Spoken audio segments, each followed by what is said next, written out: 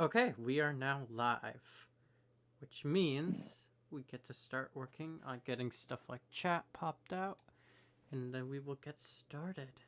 Oh yeah, I Yeah. forgot that once we go live, there's still work to do. Yeah, it's kind of sad. I'm sure that there's a much better way of doing it than what I'm currently doing, but you know what? Oh crap, I now have to sign in.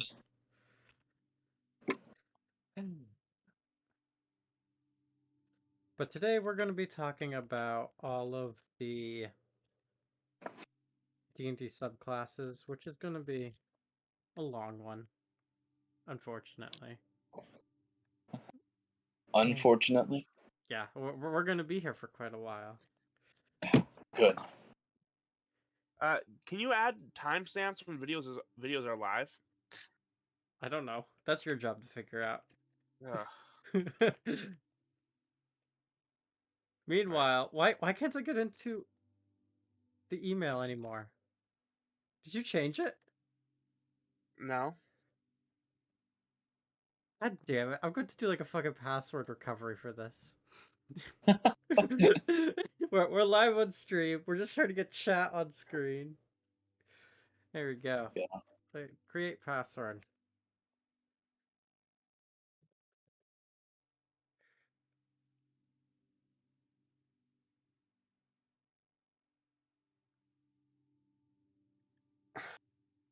Those passwords don't match. What the fuck do you mean they don't match? Okay, there we go. Continue. I wouldn't try it right now. It's okay. It's up on my second monitor. No, I know. I get that. That's not what I'm worried about. We can just. Okay. I don't know what you're trying to But figure yeah, out, but we can just do it later. hopefully we have another guest who's supposed to be joining us. But sadly he's not made it. Where the fuck did what the hell?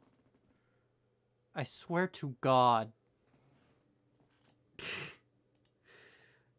Of course my whole fucking thing gets messed up as soon as we start, even more of the display just goes downhill. Window capture. Capture. Streamlabs, OBS. Studio. Live chat. There we go. Now we scale this into place. Because for some fucking reason, I don't know why it won't let me have it. It probably does. And I'm just really bad.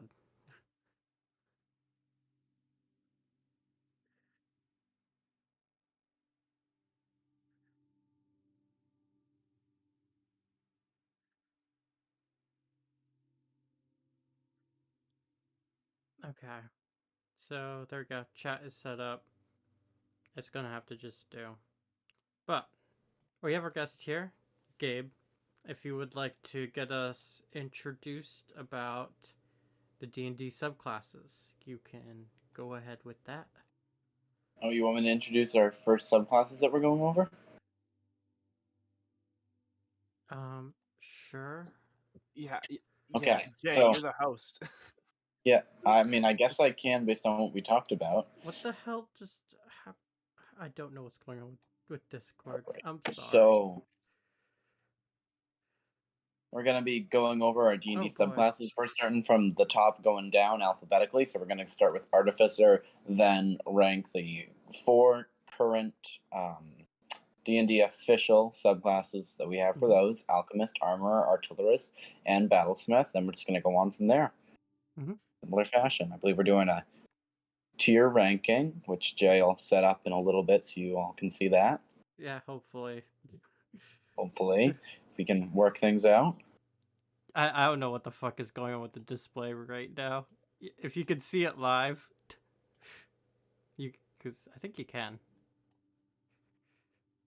Yeah, that's a little bit off centered. It would be really nice if like I could do this with more monitors.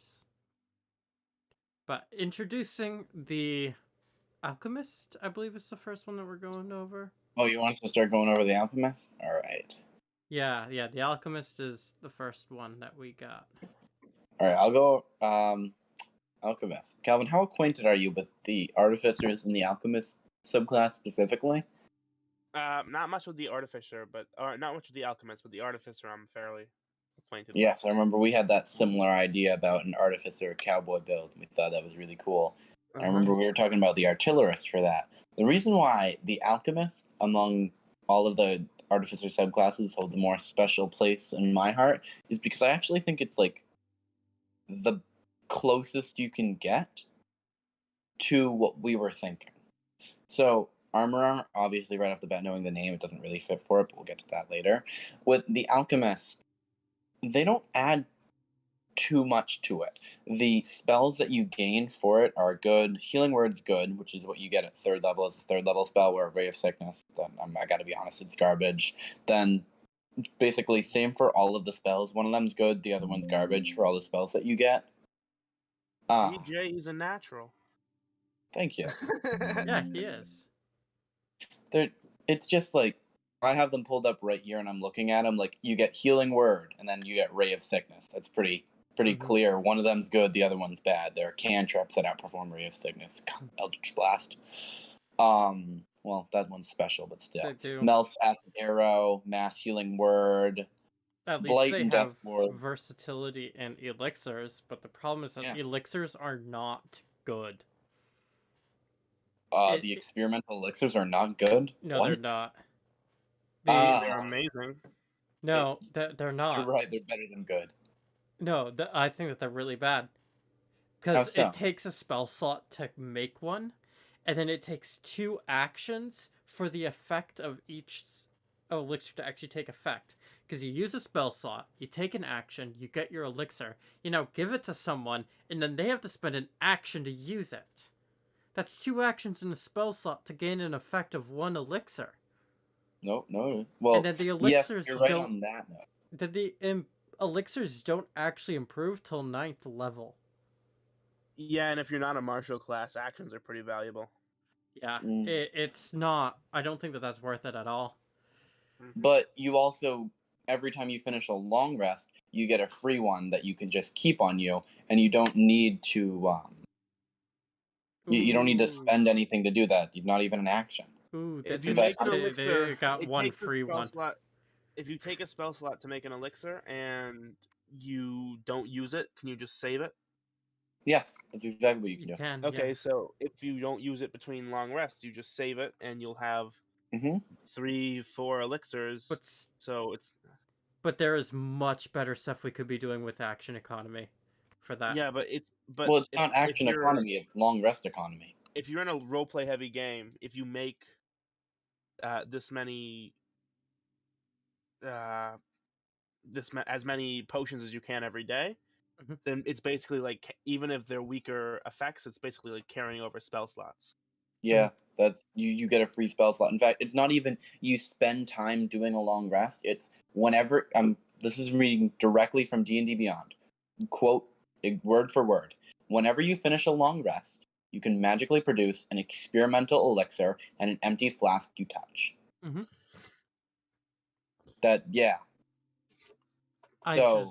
I just think that it's not like you can't really get any feats to buff this class. It doesn't work too well with multi-classing. The action economy is pretty poor with how expensive it is to make each elixir. And yeah, the effects are nice, but you could get other classes are going to give you similar effects for way better cost. What's an example of an effect? Yeah. Well, some of the effects of the elixirs? Yeah. I can list them all right here. I have them pulled up. Yeah. Okay. Well, I'll give the abbreviated version. One of them is heals people. It's only 2d4 plus your int mod, but you're an int caster, so it's going to be pretty bad. 2d4 yeah, especially as plus it takes an action mod. to do. That it takes an action to make and an action to do and a spell slot. It doesn't take an action to make if you do it using the normal one. It takes an action to do it differently. That's also somehow implying that you're making the elixir during combat. Yes, that is applying. Every time you've mentioned this, you've said like we're doing it during combat. You don't need to do it during combat. Yeah, that's true. And then there's another one. Your walking speed increases 10 feet for 1 hour. That one can be good for certain things. I agree, it's niche, That's but very niche. But if you're in a what other situation where you need benefits? it. I would also like to say that artificers are kind of broken already. They Yeah. are. They are. So you don't. It's not a very subclass. I mean, the subclasses are great, but it's not a very. You don't need your subclass to be useful. Yeah, but just the line, whenever you finish a long rest, you can magically produce an experimental elixir without taking time, works well for artificers because artificers need the time in their long rest. They need to attune, they need to do their infusions, they need to go over a whole bunch of things, which may be more helpful for like the armorer and the battlesmith, which we'll get to later. But it's still like important for artificers in general because they have those infusions that they need to do, and that is, I guess, in a way, rest economy that So they need I to manage. think this is just straight up D tier.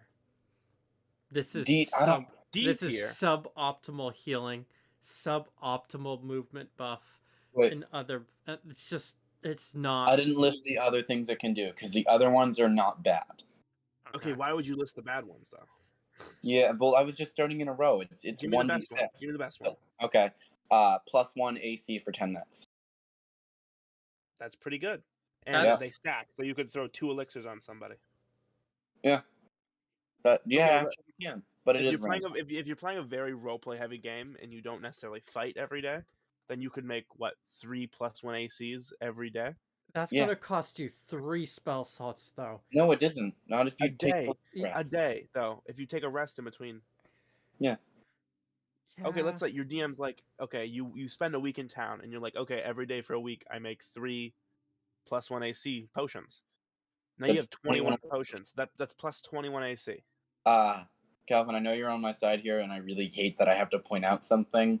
You can't choose what they are. It's an experimental elixir. What? So every time you drink it, you roll a d6, and you get one of these. Oh my god, this is F. This is F class. It's D. I think it's D because it's still an artificer. It's still an artificer. That's the only redeeming quality. The versatility there is a flight option for it. As you up in level, can you choose? It's not choosing. So what rank do you think that this falls under? This is F. This is straight F. I think it's C tier. You didn't mention to me that you can't choose it. I think it's D. I know I'm going to be putting it high if I were to say C tier, but one of the options is flight, and as we all know, flight in 5th edition is kind of limited? valid. Is it limited flight? Or how limited? It's 10 minutes, but it's free flight. Okay.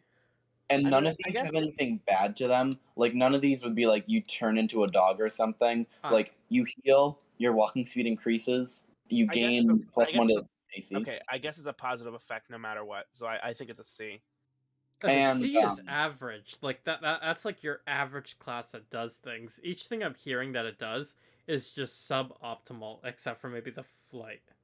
But it doesn't have any negative effects. There are plenty of classes I can think of that have like negative things that won't help. I can't think of them right now if you're going to ask me to give an example, but I'm sure we'll find them eventually. Is a C average? Yeah, C is average.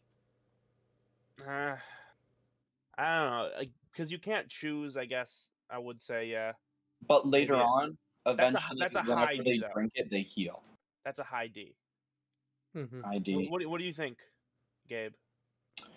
I want to put it at a lower C. Okay, well just because level 9 as an alchemist, you get restorative. That's level 9. Most campaigns don't even go that long. What campaigns are you playing? Like, if you're not getting all your core features and your best features, you should get usually between like levels 1 to 6, maybe 7 or 8 at the latest. When you start pushing 9, 10, and up, that's getting really high, and you're asking a lot from a build. Lesser restoration without a spell slot. Lesser restoration without a spell slot? Because there's much better free casting later on in this list. So again, I see suboptimal then. Okay, fine. I'll put it D. I'll agree with D. The versatility is really nice, but it doesn't shine at any one thing. Yeah.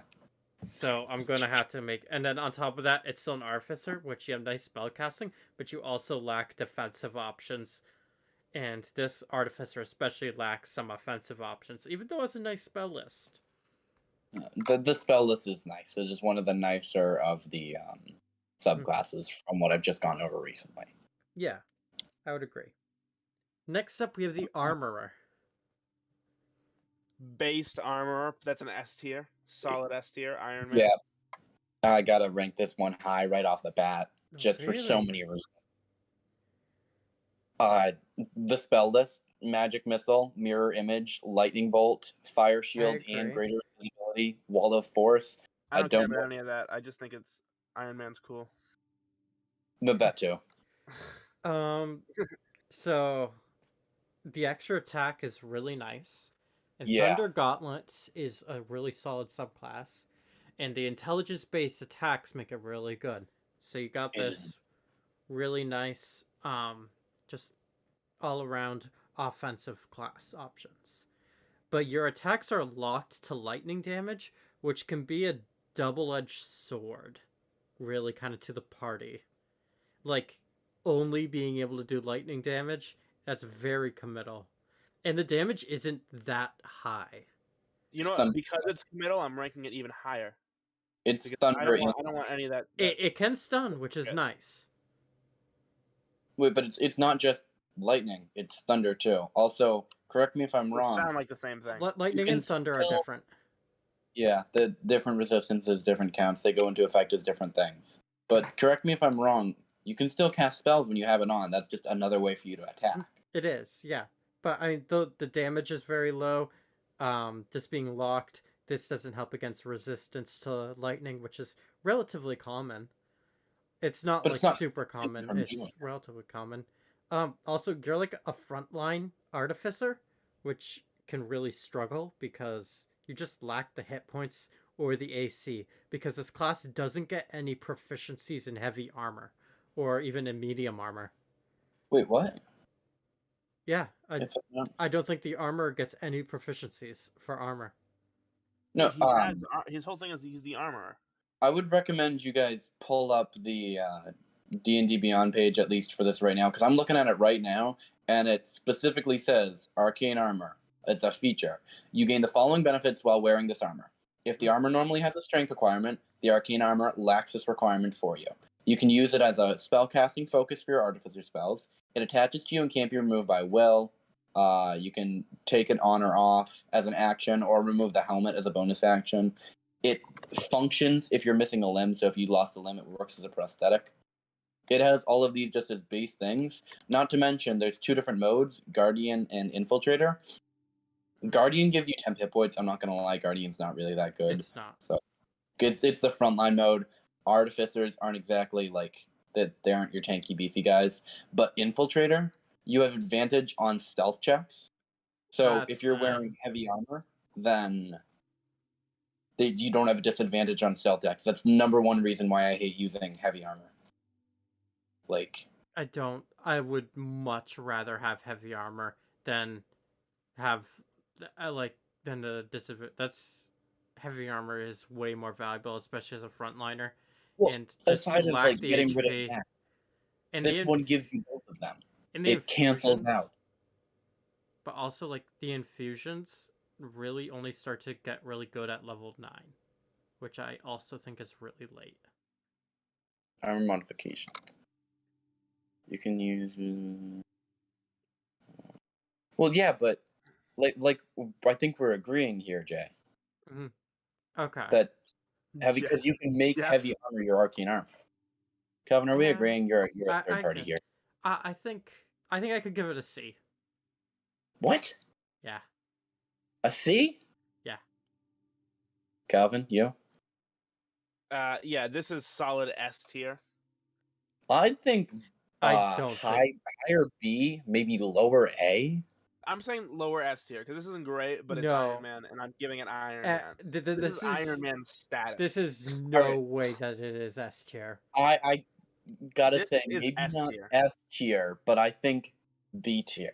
Lower. I could have, you know, you could make it work maybe as a B tier class. Okay, so 2 B tiers and an S tier, that makes it low A tier. Okay. No, Yeah. no. Sounds good. I cannot comfortably put this in A tier. No, You have this to. is not This is a optimized. democracy. Hold on, Jay, this is a hold on. democracy.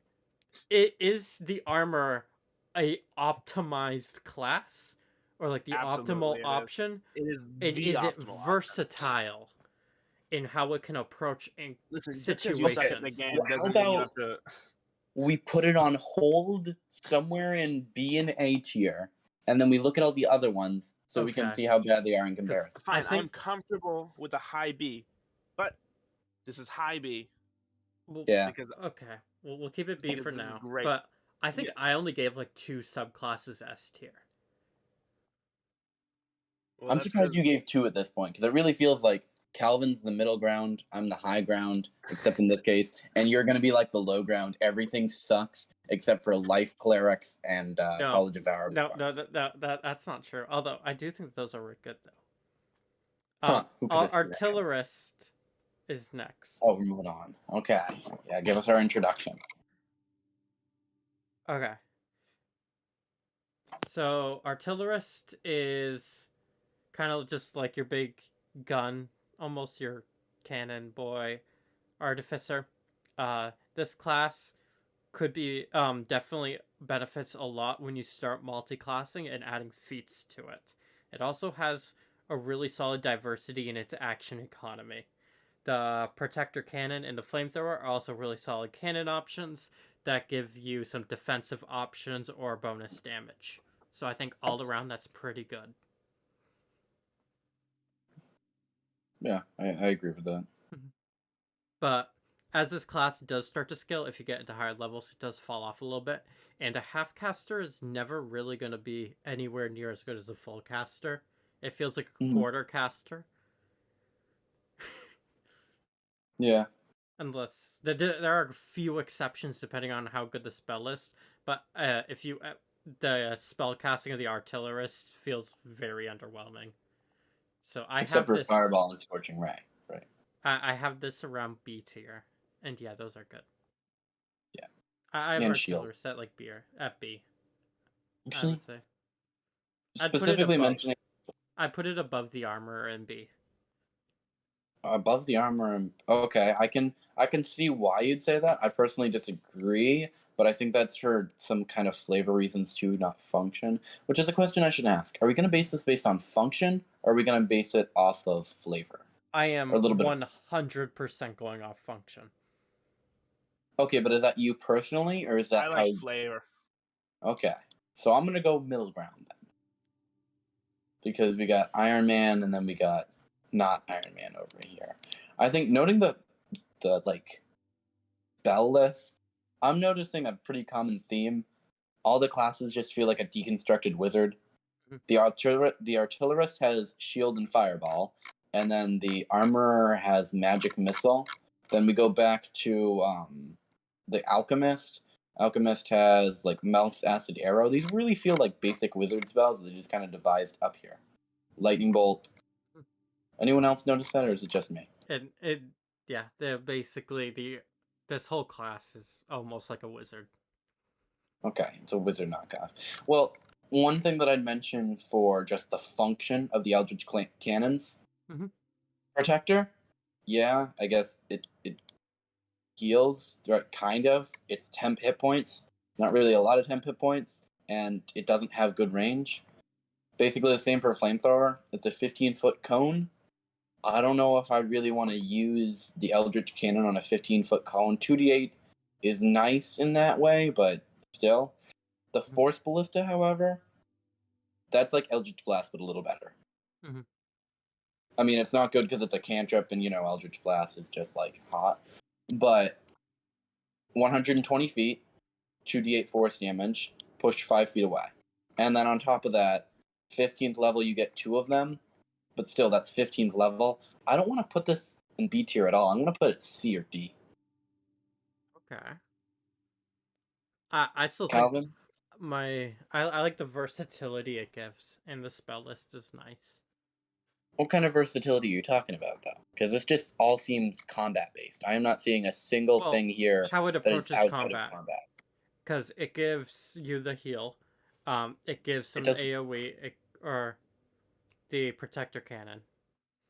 Not Yeah, Artillerist is pretty cool. I'll give it a B tier. okay. For flavors? Okay. Totally for flavor. I feel like you could do it without like a whole ass subclass because the Artificer sort of comes with that sort of stuff already.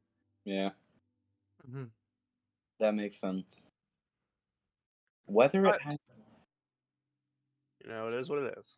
This, yeah, I think I kind of agree with that. But it doesn't really do healing, and that just doesn't sit well with me. There's the temp hit points, plus and it's 1d8 plus int. That's not really a lot, provided it is a isn't bonus much, action. but it's a class. It has more. It gives the class some survivability.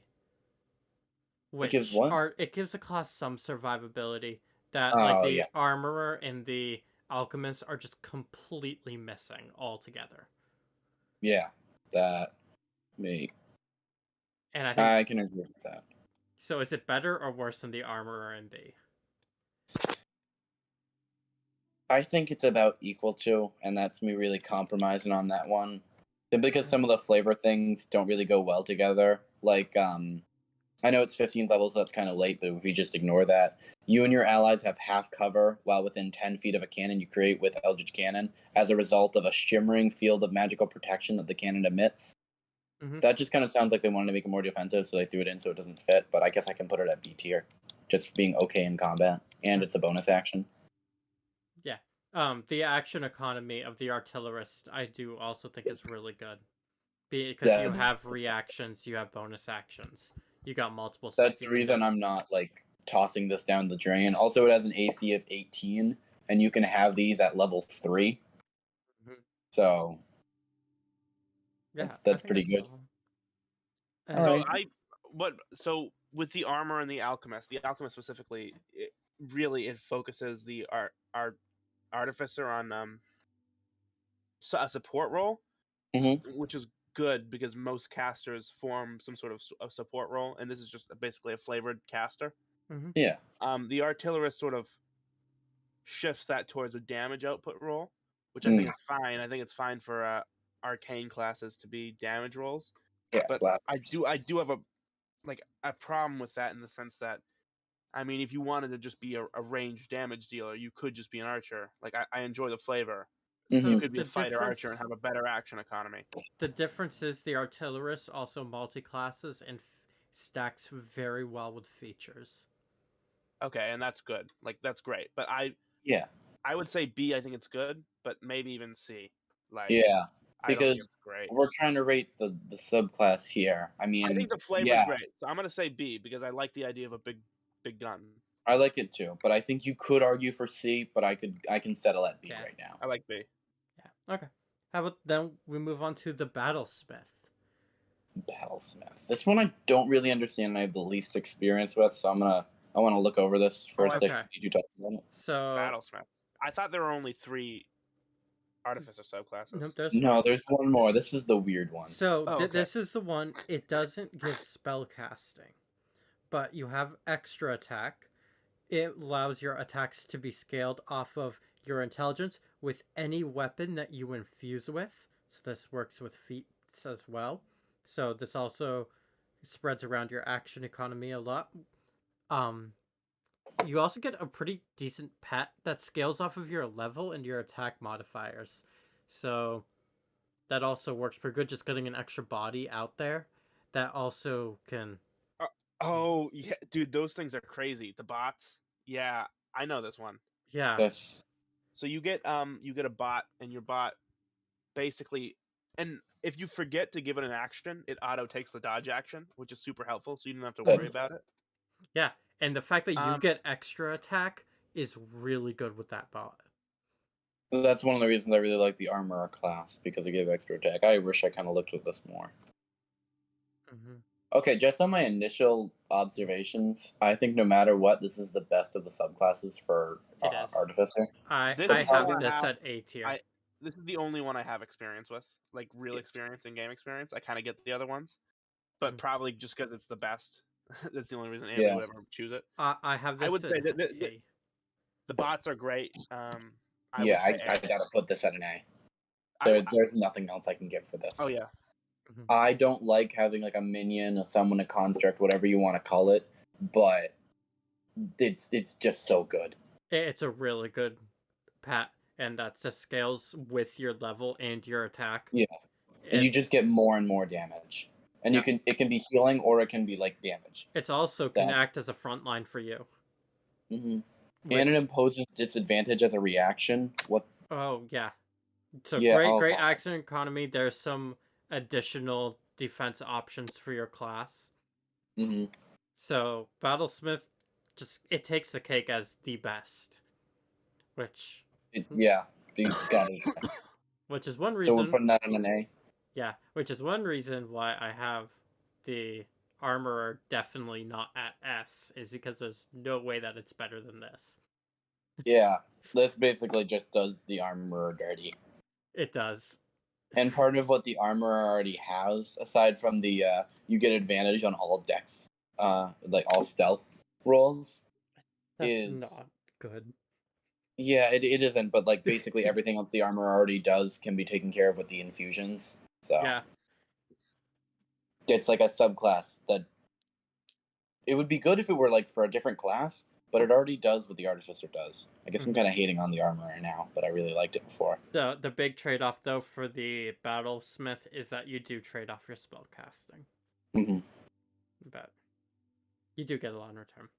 This does bring us off to our next class, the Barbarian. Starting off, we have the Path of the Ancestral Guardian. Here, let me pull that up right now. Okay, this is gonna be a hot take. There are too many subclasses. You know what? There are. I kind of agree. I started taking notes. As soon as I heard Path of the Ancestral Guardian, I was like, you gotta be kidding me. With Path of the Ancestral Guardian. I took notes to get a general idea on how I ranked every single subclass before this. And yeah, there are so many. That's just ridiculous. Okay. So I'm looking at this right now, and I'm thinking, this doesn't do much. We were just looking at the Artificer classes, where we saw like, oh yeah, you get 3 different kinds of cannons. You get a little mini. You also get additional spell casting and other things. So I know that a compromise going from a caster subclass to a martial, but Gabe, the thing you have to understand is you're going to notice that a lot with martial subclasses is that martial subclasses are like way more understated than arcane subclasses. Do you remember too? The Barbarian, the base class does most of the heavy lifting already. It's just so weird. I feel like I didn't realize I always played casters, but lately with me playing warlocks all the time, you martials aren't getting enough love. No, they're not. You get to get some different. Do you know how many like warlock subclasses there are? We're gonna get to that eventually, but they're just like there are too many. Everything is completely different. Too many clerics and wizard subclasses. Yeah. with the Path of the Ancestral Guardian, it does some good like frontline benefits. It's your best tanky barbarian option, which doesn't say too much, but it gives some nice protection to allies, which is better than nothing. And you have a nice draw attack, so it's almost like a little taunt effect, but most classes don't get that. So it's a unique little thing. It's not the greatest, but you know, you could definitely build around it. It's interesting. The cons of this class definitely fall into like it just requires you to be tanky as hell because the enemies can just attack you instead of attacking the people next to you. And this combination can really kind of hinder your ability to go aggressive with your rage. And this makes this class super reliable on your rage. So if you're in very extended dungeons where you're not being able to rest often, you can find yourself running out of rage, and this class can start to struggle. And I think I see that, especially with this. I'm not seeing something which I think is good and which makes it better for Spirit Shield. It's not something that can only be done like proficiency times or something else, which I like. It's just a reaction that automatically reduces damage, and it's got really good range on that too. I know you kind of just touched on that. Yeah, I have this as a C. It's a class. Yeah, this Yeah, is it's class. solid. It's a class. We gotta. Okay. I'm gonna This be. is the first one we're coming off, so I'm sure this is going to be a little harsher than how I'm going to judge some of the other ones. I don't think it scales as well, so I gotta agree C. Yeah, it doesn't scale too very well, but it's still a barbarian at the end of the day. Like, you're gonna be good up on the front line, and because it's just a barbarian is also the reason why I can't really put it above C, because it's just that. It doesn't build on anything. Barbarian subclasses are not going to get very high. Next is the Path of the Beast. Oh, you just want to skip Battle Rager?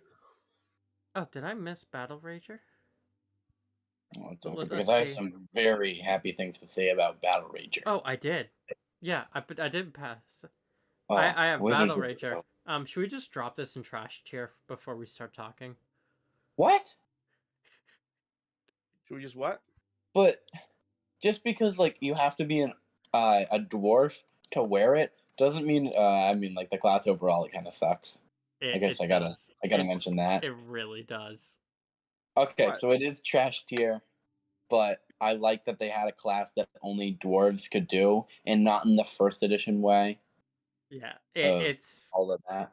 cool, but the Battle Rager armor gives you a bonus action, which is almost non-existent. Yeah, And that's about the only pro of this class. yeah. This class suffers from being outdated. Yeah, not to mention it takes 3 piercing damage if you use your action to grapple. So that's 3 piercing damage. Maybe if it like stacked at like a rogue's sneak attack did, but this is just a flat 3 when you grapple someone. Yeah. That's really bad. What are your thoughts on Battle Ragers? Me? Yeah. Never heard of them. Oh, probably for good reason. Yeah. Like they're the awkward Alright, cousin. I gotta go to the bathroom. I'll be right back. You guys Okay. keep talking about. This is just a glass podcast. I don't really. Yeah. Dude, I'm sorry. It's just No, like I mean who like I am. that's reasonable for you not knowing them. But they're one of the only subclasses. They might be the only subclass in 5th edition that's racially exclusive. It is the only one. And I can Oh, okay. I I'd can love a whole attest slew to of that. racially exclusive subclasses. That'd be awesome. That almost moves it out of trash tier for me. The racially Also, And that does. I put an MD just because it's racially exclusive. I really appreciate that. Alright, I'll be right back. okay, so how about Path of the Beast? Furries. Gotta say. Yes. Furries. So I like how it's very versatile for flavor. Like they even have the D4 for the origins and stuff like that. There's so many different things you could have for it, but it also doesn't really fit because you choose the different weapons you can get for like the form thing. You can have like a bite, claws, and tail. So that just kind of threw me off. And pretty much everyone is gonna go for tail no matter what. yeah, but I mean, there is some different good versatility with it. Yeah. It's okay. The attacks start to count as magical at 6th level, I believe. Which Yes, it is. Which is nice. That's nice, but that's a very common feature now. Yeah, and it's only for the natural weapons of your form of the beast. Yeah. Those also I don't think they scale. But I mean So that definitely does help the barbarian, because that's definitely barbarian's weakness. Which is nice. But most of the time I have seen this played out. I've played in a few games with beast barbarians, and everyone uses tail because you have like it's a free shield spell basically. Yeah. Like you roll a d8, applying the bonus to your AC. There's nothing else I'm not gonna do. I'm not gonna dual wield so I get 2d6s for my action. Yeah, that's just the most And the tail reliable has one. range. Yeah. And the bonus movement it gets isn't bad, but it's like No, it's it just isn't. That is. bonus movement. It's not nothing to write home about. And Mhm. when you start leveling up even higher, it doesn't really get anything else, which is sad. Yeah. So I have this at a C. Also, I don't really understand the infectious fury. That doesn't really fit. One's called the infectious fury, which is really 2d12 psychic damage for a curse. With your, I don't know. Maybe if it were like rabies or something, I would understand like poison or something. But psychic damage, really? Nah, not at all. That no, Psychic that damage was isn't that good. no. Well, they're all remnants of the mystic class, but I know we're not supposed to talk about the mystic class. It's not real. You got kicked out of the family. There's a lot of stuff that's just immune to psychic damage or resistant to it. Let me Google because I know there's a couple like resistance charts and it says resistances and immunities. Okay. What is immune to psychic? Oh god, you're clicking keyboard. 5. I'm not using the membrane, the membrane one. I like the mechanical one because it's easier for gaming. But oh yeah, anything with int under 3. So yeah, I forgot about that. Psychic immunity. Where are these? Okay, actually, there isn't that many things immune to it. Oh. I can think right off the bat, you got like Nothix and Mind Flayers and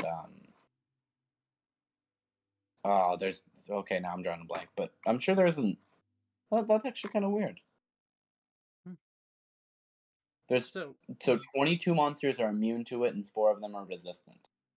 Okay. But in a game with a monster manual that's like equal in size to the player's handbook, that's kind of good. Yeah.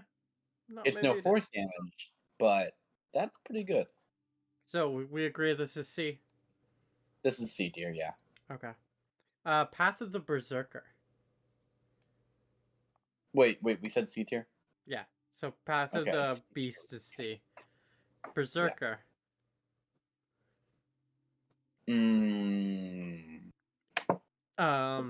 For pros, your mindless rage gets resistance to being charmed and frightened at 6th level. Yeah. But also 1 level of exhaustion. 1 level of exhaustion. You get extra attack at 3rd level. For 1 rage. But it stacks exhaustion. This would be like an awesome thing. You're in a Doom situation. You're the Doom Slayer, and you gotta like take them all on. I guess that's good. But a level of exhaustion is something that makes me sweat no matter what level I'm at. Yeah, that's. I just like no, F tier. Yeah. I'm just placing this in F tier. Yeah, I gotta agree with that. There's no way. Even the immune to charmed or frightened, which like everything has nowadays. I'm sure there's like every class has some way to get around that. Not necessarily class, but with your race, that's very easy to get around. Yeah, not even feats. Yeah, everything. You can get that on accident. There's no way to get around it, no matter what. Just have high enough wisdom or in. It's wisdom, right? I think so. I have it on in F tier because this class gives you something. It's not much, but it gives you something, which is more than the Battle Rager. Yeah, so I guess Battle Rager is just like bottom F tier. It's racially exclusive. Well, Battle Rager, I just have a trash, which is a tier in of its own on the stream. Oh, you put it in a separate tier. All right, yeah, I can respect that. So the tiers are we didn't cover this, but we have S tier, which is God tier and always great. A, which is optimized options or versatile. B, good. C, average. D, suboptimal. F, bad, and then trash. Yeah, just beyond that, this is outright negative. Yes, you don't get anything for this. Yeah, I'd say Berserker is almost negative, except for the fact that you have the option of going into exhaustion. So If it were Yeah. just like every time you rage, you get this, but you also get it, that'd be bad. Next up, we have the Path of the Storm Herald. This one's weird because it was at this point that I realized there's like a common theme. They really like barbarians being related to nature.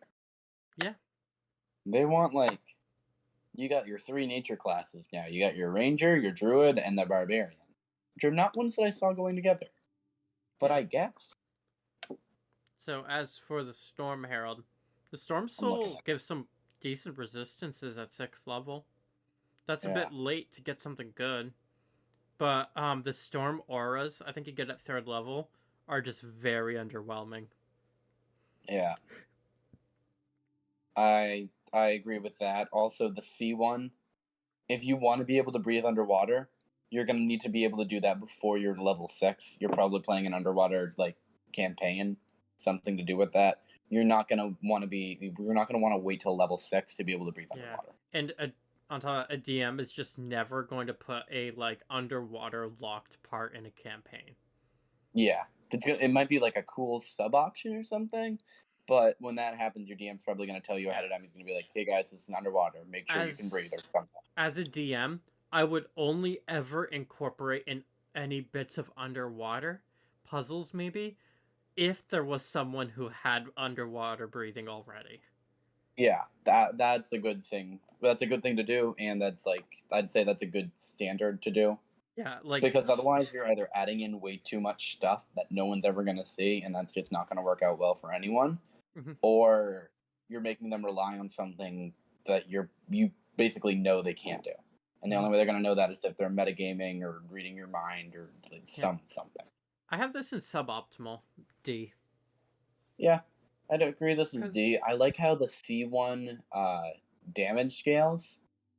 It does, but that's not good. Tundra does not, and Desert also does not.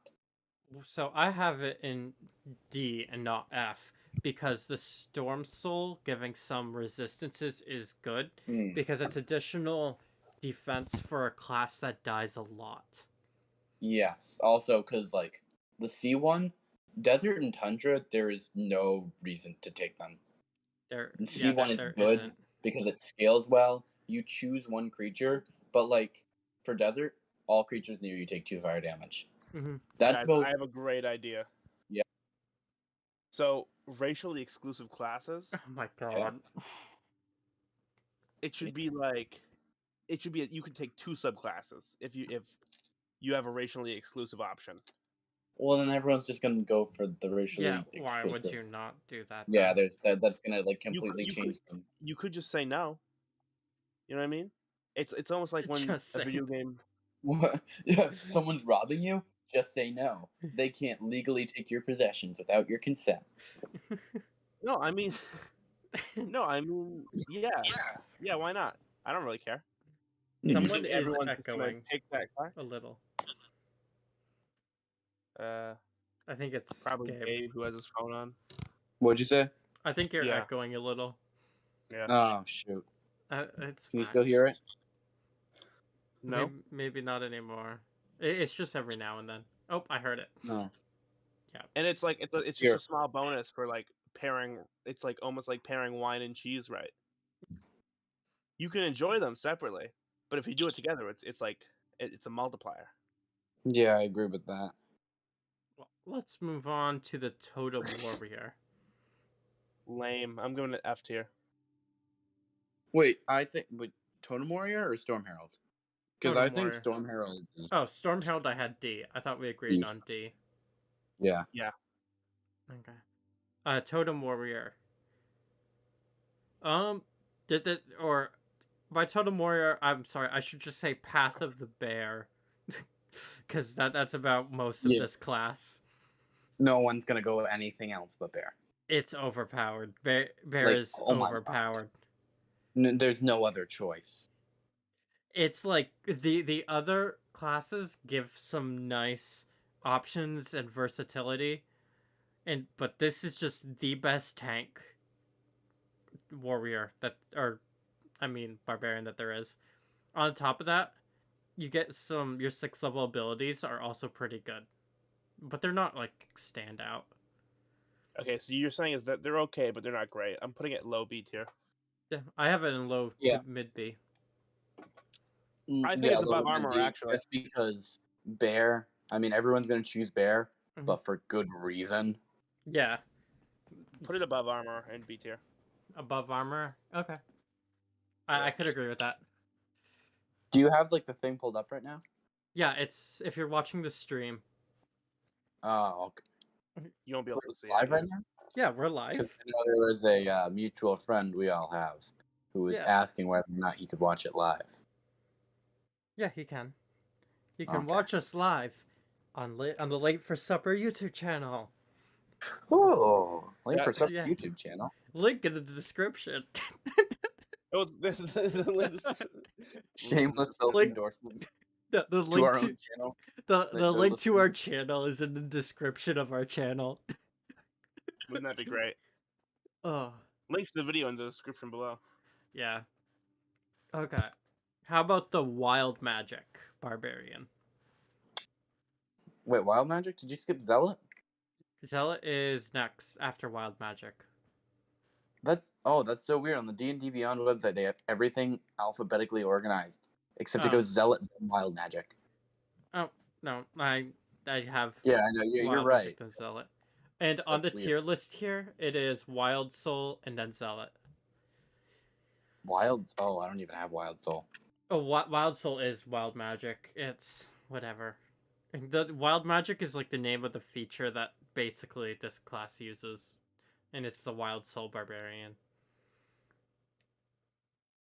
It's the same thing. So how do you feel about it? I feel about it. I think it's pretty bad. It's suboptimal, very. It's a Wild Magic Barbarian. I'm rereading all these things. The benefits are pretty good, but they're very random and very niche. And so the chance of you actually getting something you need is very low. Yeah, I agree. It's almost worse than the Alchemist. Because at least the Alchemist, it improved at a certain point, because I'm looking at these, and it was like, if you drink this, one, no matter what, it's good, and it's going to be good in like most situations, because you can fly, you have better armor class, you heal, but also you were guaranteed an even better heal than the initial heal if you drank it, so it's not like anything bad would happen to you that would make you unable to do something. But for these, flowers and vines grow around you. That one could be annoying in some situations. Yeah. I gotta put. I have it in D. Low D, probably. Which is sad because this is also one of the newer ones. Yeah, I do like. I like that it's different, which is something I really appreciate with the barbarians. They're unique-er. Yeah, they try to make it unique, but the problem is this is wild magic on a barbarian as opposed to wild magic on a sorcerer. Because at least at the end of the day, a sorcerer is still a sorcerer. Sorcerers are cool, even when they're not. Like generally, like your average sorcerer class, subclass is still gonna be pretty strong, just because it's a sorcerer. You have spell casting and a lot of damage, and generally the subclasses do very well at like filling in the disadvantages of sorcerers. Oh yeah, caster subclass superiority. I mean, that's very true. So as we move on to the Path of the Zealot for our last barbarian here. Path of the Zealot. Let me just go back there. Yeah. It's okay, I think. It's almost like your standard barbarian. It makes you almost more barbarian. It does feel kind of like that. I mean, it pairs really well in parties where you have anyone who can do some form of like You know what I'm saying? Any form of resurrection. Mhm. Like I've got my celestial Yonti warlock. Gotta love Throckmorton. I love any class that just throws more class into that class. Yeah. It adds That's- damage, which is good. You have I'm throwing this in high B tier. This is above Artillerist. Yeah, I gotta Is say, it high B I don't tier? know about that high. It has Because a- all it does is make it You harder guys for are you. right. Low A tier. It gets out of Throw it death. down. It can get out of death at level 3, which is okay. Dude, which is an That's good. amazing ability. It's not amazing. It just helps the barbarian in an area that they already struggle in because they die a lot. Yeah. They're like as Okay, a barbarian, you're you're already going to die. You're a Yeah, it's half like work problem barbarian meets zealot. solution. You just Yeah. say no when you die. It's amazing. Mhm. And you're a frontline class. And, I'm throwing like, it. there's I'm throwing nothing- it high B tier. The higher levels they're nothing to write home about, but they're okay. But this class, Yeah. it Okay, it's a lacks martial class, though. specialization. It lacks. I'd say it's a high C tier, maybe a low B tier. Good. Martial classes really shouldn't be specialized. I kind of agree with that. Really, I disagree. Subclasses and arcane classes should highly specialize them. In martial classes, they should widen them out. They're more hyper specialized in the caster ones or the So- arcane ones because they have so many options. Right. Are we and thinking that's good. B or C? I'm putting it high. My vote's high B. High B. I'm gonna go thinking, lower B. I'm thinking lower B. All right. Put it above armor. Let's put it above the armor because it gives better Put it above totem warrior. survivability. At least. Jeez, No. it's clearly the best barbarian subclass. No Yes. way. No, there's no way that the zealot's better than totem warrior. It absolutely is. In fact, thinking of it in combination with the totem warrior, I don't think it's anywhere near as good as totem warrior. I think it's better. It just So doesn't I'm have saying a it's bottom of B. It's low B. Sorry. Yeah, I'm gonna have to say low B too, Gotta go with because J. if totem warrior is like mid B, there's no way that zealot is also mid B. And especially if we've defined Ancestral Guardian as C, it's definitely better than that. So, yeah. Moving on. We're going to go to our Bard.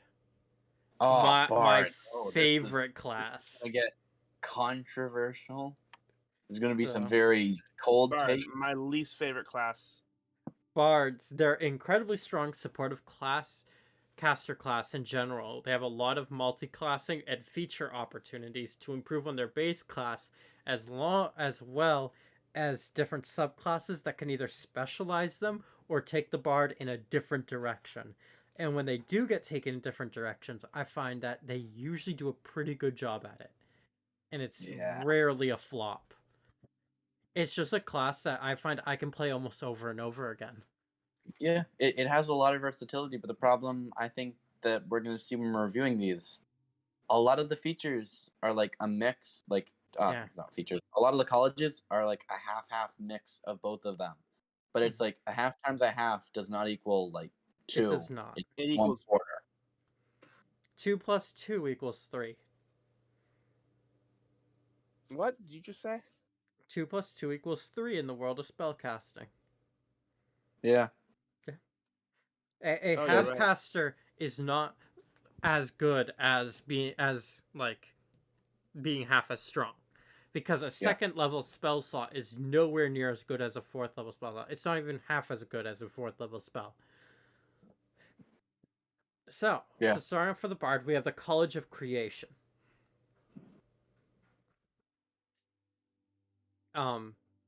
Just starting off the bat. I'm right home about. Its Bardic Inspiration is pretty good, and it builds off the general class with a nice buff. Overall, it is.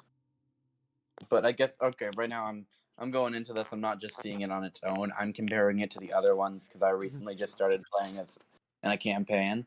Don't know if you know, as a bard, you know. Okay. It's your campaign, Jay. Oh yeah, fair enough. So I've been looking at these and I've been weighing things. College of Creation is not the tier list option, but it does bring some good utility. It brings some nice buffs. The dancing instrument scales really well off your level. It's really confusing to read too. I know a There's lot of like this, but I don't exactly understand all of it. It's also a class. I can't lie. It does not. This class doesn't increase the bard as a spellcaster though, and this class is also one that's going to get limited by your DM. And I know I'm gonna compare it to the next one, the College of Eloquence, but it's improving on Bardic Inspiration. Yeah. But it's not improving on it as much as our next one. Yes. I have College of Creation at B. I'm like a mid B. Yeah, mid B. I can agree with that. Even though I don't like really Artillerist B or Armorer B? Whichever one's lower. Armorer? Okay. Yeah, because it's really niche. I think it's a little bit better than Armorer, though, because it's still a bard. Yeah. Okay, are we on to the College of Eloquence? Yeah, this is my favorite bard subclass. Right off the bat, I have this at high A. High, no matter what. Silver Tongue is one of the best features.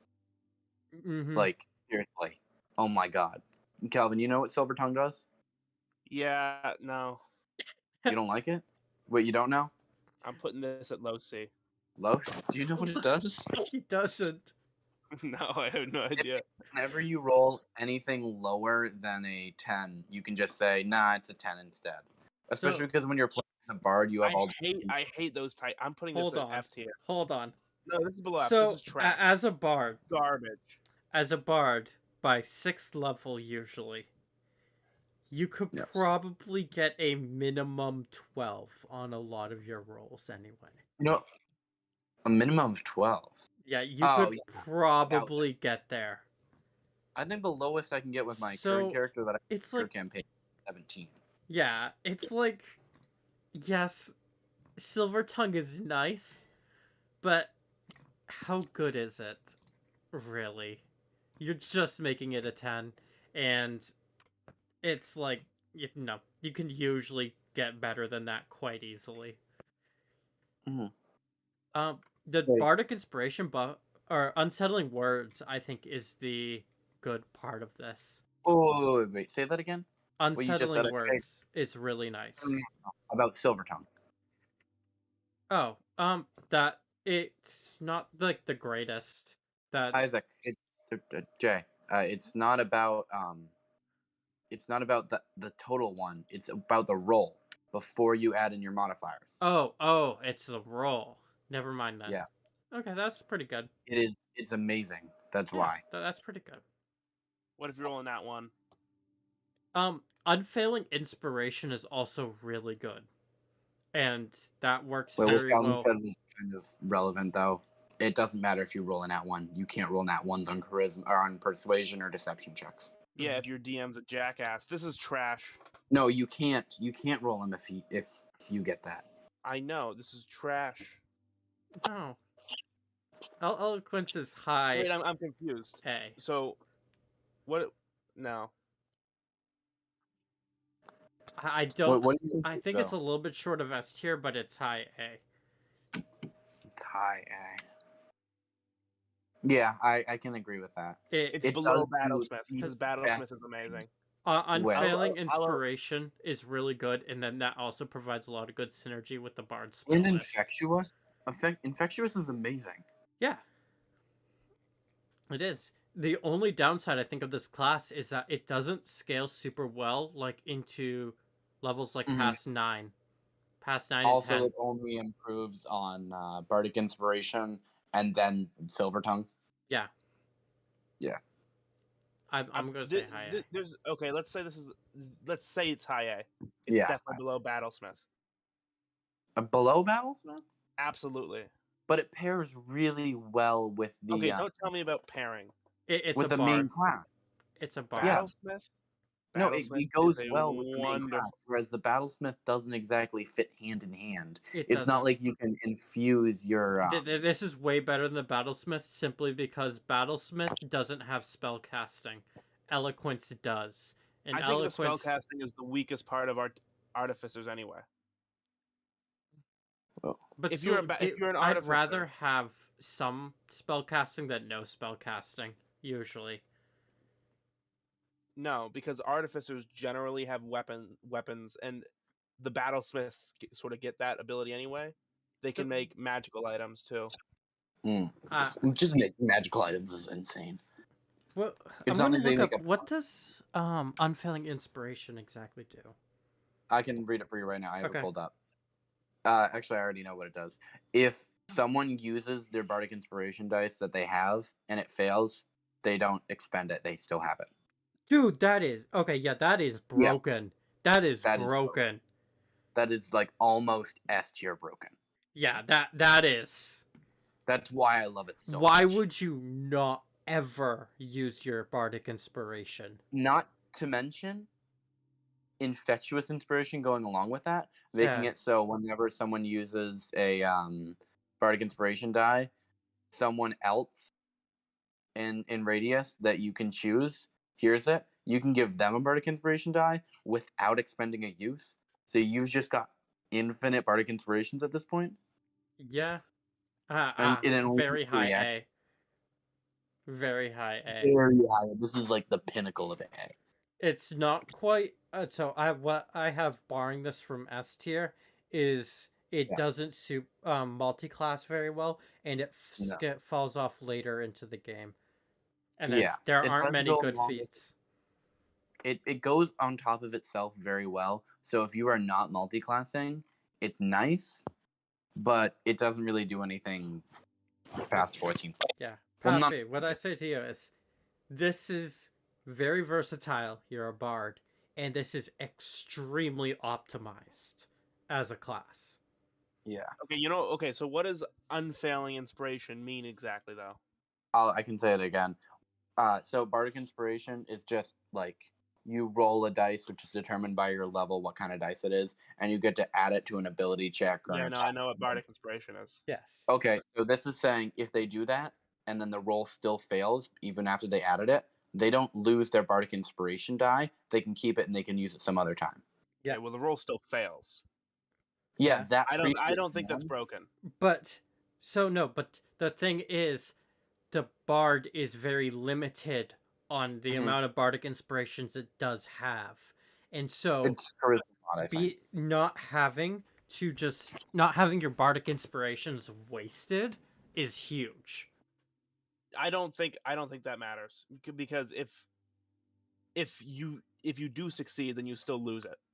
And if you succeed, then you succeeded, which is good. How many bardic inspirations? You're still rationing them like, well, if I succeed, it's still I'm still not gonna have it later. I might want to save it for another time. So I don't think it actually solves the rationing problem. I see what you're saying, but it pairs well with Infectious Inspiration, because Infectious Inspiration is just whenever they use it, even if it doesn't succeed, you can use your reaction to give another creature one of them without expending one of yours. So then you just have infinite of them, because like they still keep it when they fail, but if they succeed, another person gets it.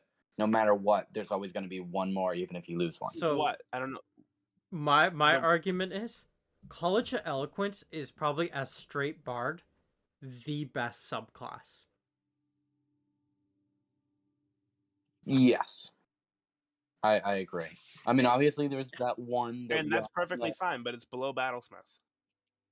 Okay, I could compromise with that, because I can agree that both of them are very high A tier. Okay, but you're saying theoretically, you're saying what this does is that it allows you to keep a support ability, and that's great.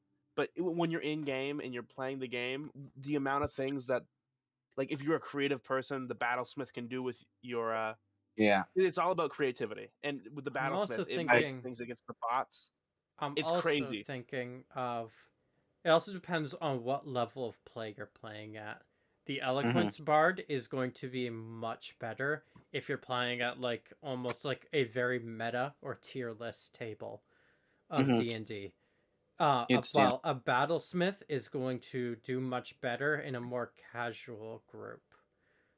because Right? But they can both do amazing, like yeah, whether they, they're played Yeah, right. if you want to think that, but you'd be wrong. Because the Battlesmith is gonna, like, really, if you're playing at this tierless group, this game breaking group, then a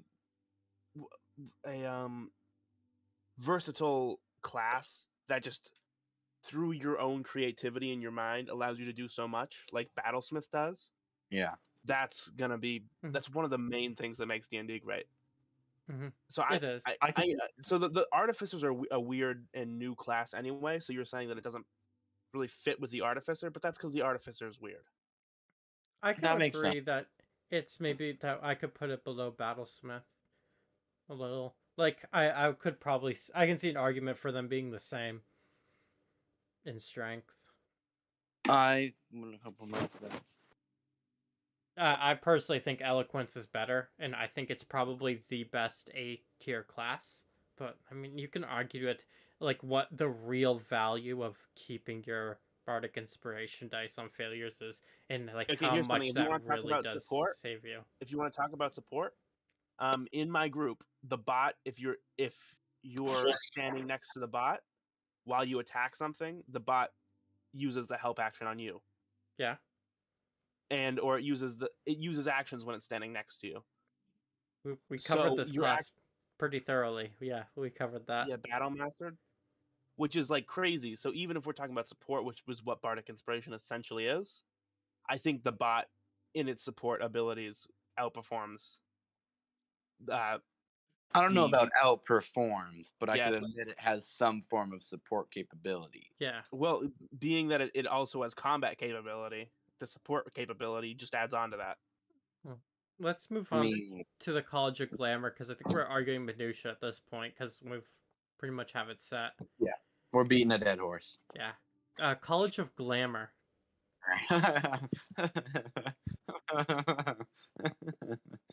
Pointless. Is it? It's like someone tried to make an Archfey like bard. Pact of the Archfey, the Warlock one. It's like someone did that for a bard, but they just failed. I have it as A tier, pretty much solely from Mantle of Inspiration. Which does what exactly? Let's pull up exactly what it is.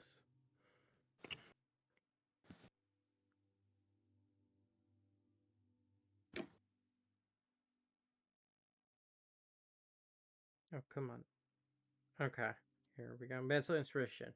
You gain the ability to weave songs of fey magic that imbues your allies with vigor and speed. As a bonus action, you can expend one of your bardic inspiration and grant yourself a wondrous appearance. When you do so, choose a number of creatures you see who can see you within 60 feet, up to a number equal to your charisma modifier. Each of them gains 5 temporary hit points. When a creature gains these hit points, it can immediately use its reaction to move up to its speed without provoking opportunity attacks. The number of temporary hit points increases when you reach levels, increasing to 8 at 5th level, 11 at 10th, and 14 at 15th level. So this is going to be basically a full party shield that you can hand out every bardic inspiration. A full party shield, as in what? It gives you temporary hit points. No, like temporary hit points. 5 temporary hit points as starting. Honestly, that sounds level. good, but I never find temporary hit points that useful. Yeah. Also, I gotta say, they don't stack up that well, and I find temporary hit points, they just they are never enough. I know it's a lot, and that's a lot more than the other ones we've seen, especially the Barbarian ones. So temporary, but it gives 5 hit points to your whole party? Yeah, no, it's just 5 hit points, and that's up to your charisma mod. Yeah. So let's say we're gonna put that at 4 for a more min-maxed early game bard 3rd level. That means, well, it's not really min-maxed. We're just gonna have enough. That means that you're just gonna have a party of 4 people that all have it, and that's only 5 hit points. So and even then, that's what I'm saying. Everyone in your party gets 5 hit points. Yeah, but that's not that good. Also, what Okay, if you but have if you have a party of 10 people, Yep, it's also not very good. but that adds up to 50 hit points. Yes, but you also have to have a so charisma mod of it's 10. nice, but this is also just a bonus action. That is a bonus action. It is a bonus action. Just cast Bardic Inspiration, and you're handing out these shields. Or effectively, so you attack, and they're like, "Hey, how about as my bonus action? Everybody gets 5 hit points." yeah, but that also scales up to 8 at 5th level. Yeah, I like bonus actions because I feel like I'm always super bored because I don't have a lot to do as a fighter. Yeah, my turns are basically Maybe like hit, roll. maybe it's like high B. I don't know. I mean, it just sounds kind of like could be useful, could not be useful. And then I'd put it as outside a of C tier. combat, like the ability to seduce or not, well, it says seduce, but It does say seductive. yeah, but you can basically entrance people without them knowing that you like charmed them, which I That think is is good also because most huge. of the charm ones always say the thing knows it charms you. You've been charmed once Yeah, it's over. so like this class gets around that, which is really nice. And I actually did a whole build around that because this is technically non-magical charm, and like, yeah, and it was actually worked pretty well. Non-magical charm. I like that. I do gotta say I like this. However, I still don't like the class, Okay. the subclass, just because I don't like So what how are we thinking for rank? B. B. Is it better than creation? I want to put it at C Yeah, tier. it's better than creation. I think it's better than creation, but Just I also because of the in bardic inspiration it has. because it's able to go together more. Yeah. It just like fits in real life better, or not in real. It fits like okay, not in real life. It fits in the game better. Okay. I can definitely see why it's maybe not A, but I could definitely Not maybe C. it could definitely be B. Yeah. It's good. Next up. I have not heard of another subclass than this next one. To No one talked about more in optimization circles Oh my than god. College of Lore.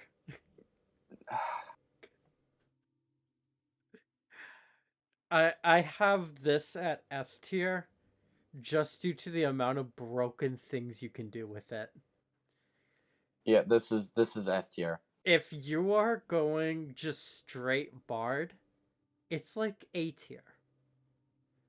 But once you start doing other shit with it, it's so stupid. Yeah, but also you can use bardic inspiration on yourself. This one, no, this one has the cutting words, which is like the reverse bardic inspiration on enemies.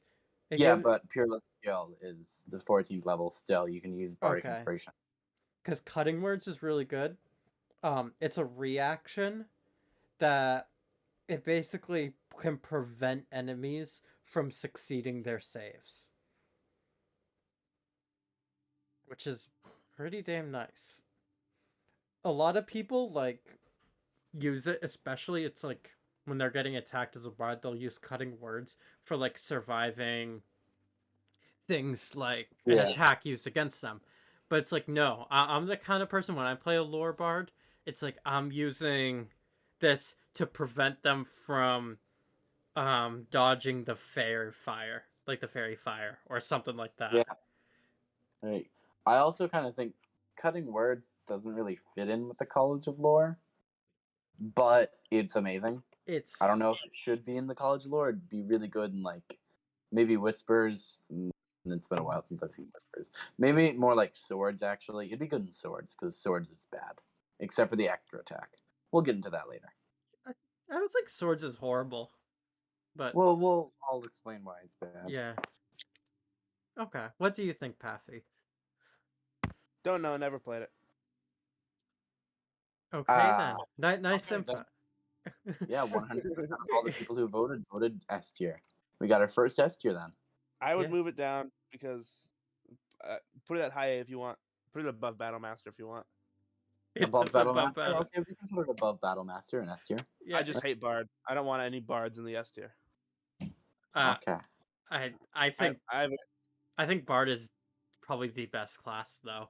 yeah, they bother me. I But hate having them in they're the just party. the strongest class. No, Yeah. they feel useless in the party though. Then you have never I played with hear- a good Bard. Yeah, which I've is the seen problem. Bards solo carry campaigns before, where it's like you get a good player on a Bard, where they can like find loopholes or do their own like magic, where they Bards can half the time just skip combat entirely. It's so stupid. So next up, we get to the College of Spirits. Spirits. Which is there yeah. not on this Yeah, tier list? yeah. There is not a token for spirits. That's weird. Oh no. Okay, what do we think of the College of Spirits? It's not good. I have it at C tier. It's a class. Yeah, C tier. It's a class. Everyone agrees. They Yeah. really tried, like, for all of the all of the classes. They wanted some spirit thing. Mm-hmm.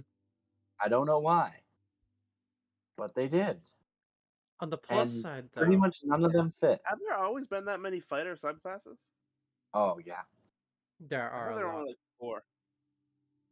So, at least with spirits, it's still a bard, and like it's their worst subclass probably. I think Yeah.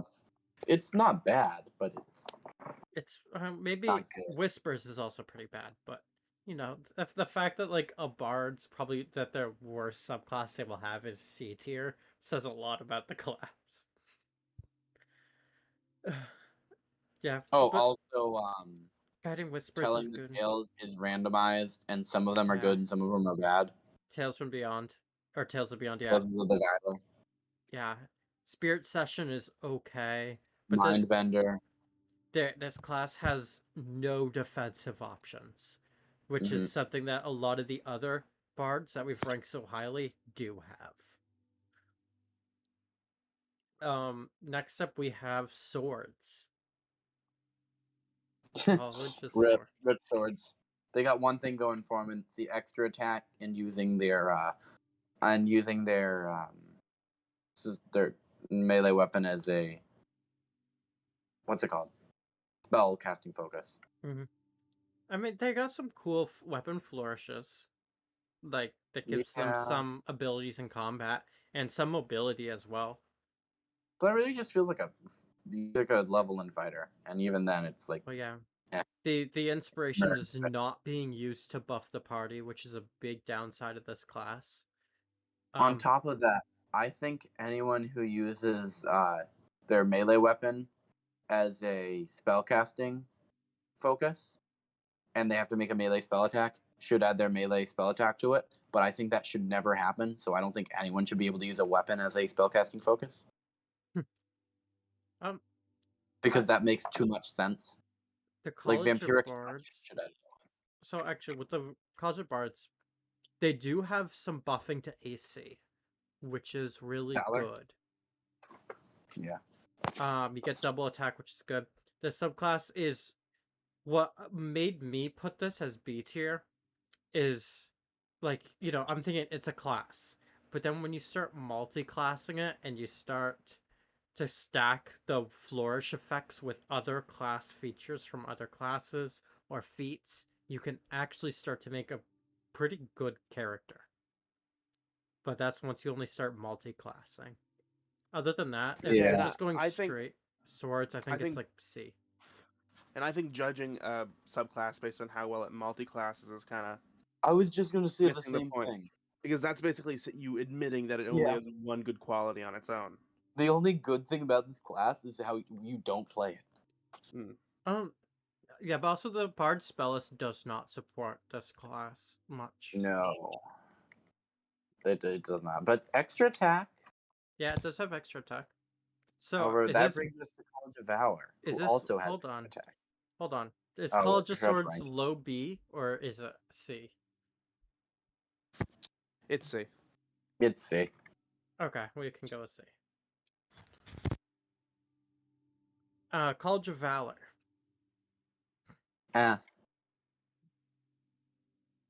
I think, yeah, it's got a C. It has nice proficiencies. Yeah, the proficiencies are nice. It does. All martial It arts. makes it also with the armor you can also not be very weak in like combat. Combat inspiration is very good, increasing your like weapon damage on rolls. No Yeah. other bardic inspiration can do that. No, it can't. 6th But level also, extra attack. you don't really want to spend a bardic inspiration on a weapon roll, because I mean it's gonna be like 1d6 at 3rd level. Is that what it is? I think it is. And you don't really want to spend it on that. And then when you get to the higher levels, you still don't want to spend it on that, even when it's a d12, because you only have a few of them. Yeah, he's got a point. Yeah. Yeah. Um, I'm not like the biggest bard simp, but I do like bard. A big downside though is that you don't gain any martial abilities to use your weapon attack with. Yeah. Like at least for College of Swords, you got it as a spellcasting focus. Mm-hmm. So that was like a good alternative to it. Oh wait, do you also get that? Yeah. When you So when you use your can't you? Doesn't that just mean you can attack 3 times with battle magic, 14th level? probably not. Maybe.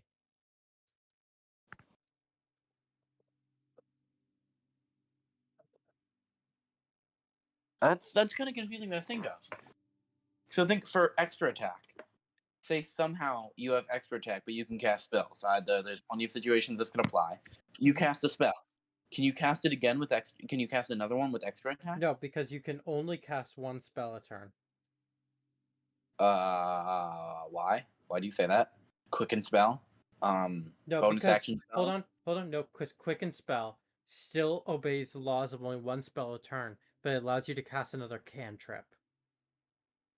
Because cantrips are not spells. No, it's just cantrips are just when you wave your hand and something that happens that You doesn't are normally happen. you can You wave your only hand. cast you can only That's cast not a one spell. leveled spell a turn. One spell a turn.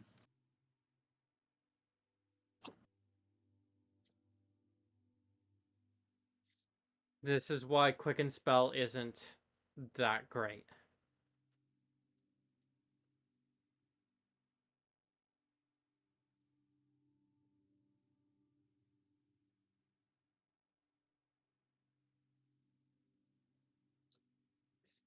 I would probably homebrew that out though.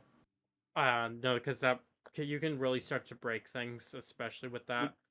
Would you level it though? Like, if you have quicken spell but you're high enough level, you might as well say, well, 1st level spells are basically cantrips. No, because diversify your action economy. Yep, you're right. There's little like go arounds, but you're mostly right for that. I had no idea. How did I never know that? I don't know how you didn't know that either. Because you can only cast one spell a turn, but taking an but another but double attack does not get around that because it only gives you another attack option. It is still the same turn. You know what? I would homebrew. I would say you can use quicken spell to hold a concentration spell. So what College of Valor and what College of Swords do well is that with their double attack, they can attack and then they can cast a spell. Or they can cast a spell and then they can attack with their weapon. You could do both in one turn. That kind of makes sense. Okay. Does doing that now, does that change anything you have to think about Swords or Valor? I think Valor is.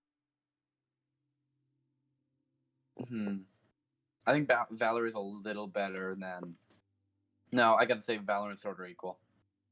Yeah, I would say that, like I have in my notes that they are equal, but swords does fish out a little bit better due to multi-classing better and other Yeah, but features. I really want to focus on what Calvin said because I think that Yeah. is exactly what I was gonna say. You can't really gauge how good something is by how good it's not.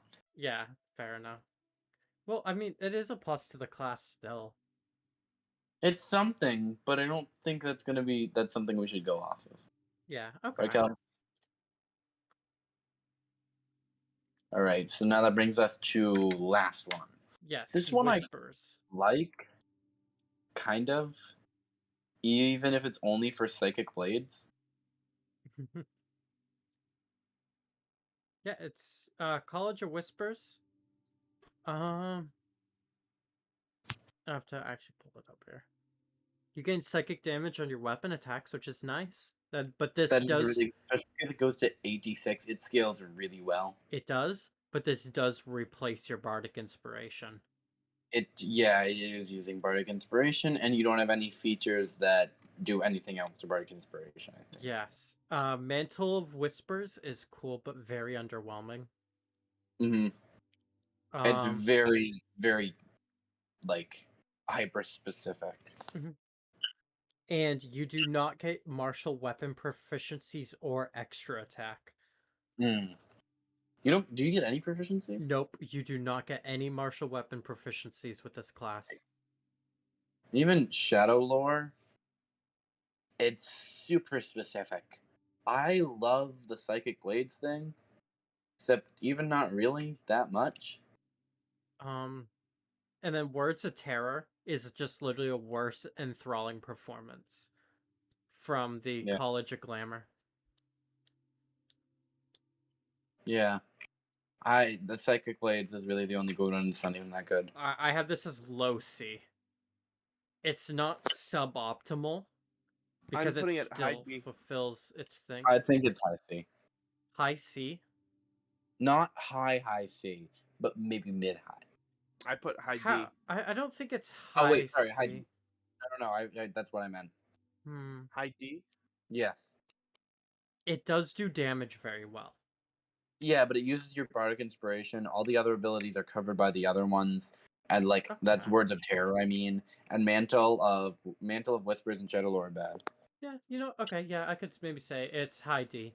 It's still a bard, which is what's good. I already for feel the like class. Bardic Inspiration is kind of forgot about sometimes, and I think any subclass that like replaces Bardic Inspiration with anything is just encouraging that like sweeping your main ability under the rug. That I think bards. The problem is Bardic Inspiration is so good. You need a really fucking good ability to replace it with. People forget about it all the time. I don't know why, but they only ever use it if like DM is like hint hint nudge nudge Bardic Inspiration. Huh. Okay, and with that we move to Gabe, we move to your favorite classes, the clerics. Oh, caster time. All right, this is my specialty. Okay, starting off. I love casters, even though I always hate playing them because spell slots are stupid. They are. I mean, they make sense, but they're stupid. But they make sense. Okay, so for the Arcana domain. Yeah, basically, Wizard Cleric. Wizard Cleric. Low B tier. Maybe not low B tier, just because it's got Magic Missile, Dispel Magic, and then Arcane Eye. Its domain list is mediocre. Its domain list is mediocre. And its channel divinity is pretty poor. Yeah. A lot of channel divinities, they're either like make or break. Yeah. Yeah. Oh, see? It becomes very strong at late levels, but you do get a decent boost to your healing spells with a nice cleanse effect, but it's like, which is really nice, but how often does that actually come into effect? How often do you have a party member who's potent spell casting though? Because warlocks, that's basically just a warlock thing. Starting at 8th level, you add your wisdom modifier to the damage you deal with any cleric cantrip. While you aren't really dealing a lot of cantrip damage as clerics, it's still something nice. and that can make a big difference. Mhm. So that's something, but I think it's B tier, maybe mid B. Mid B. Okay. I think it's low B. I'm thinking low C.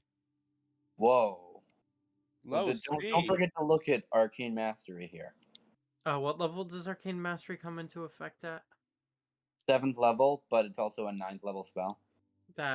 What's the 9th level spell? Any 9th level spell from the wizard spell list you want. Oh. It gives you 1 from 6, 1 from 7th, 1 from 8th, 1 from 9th.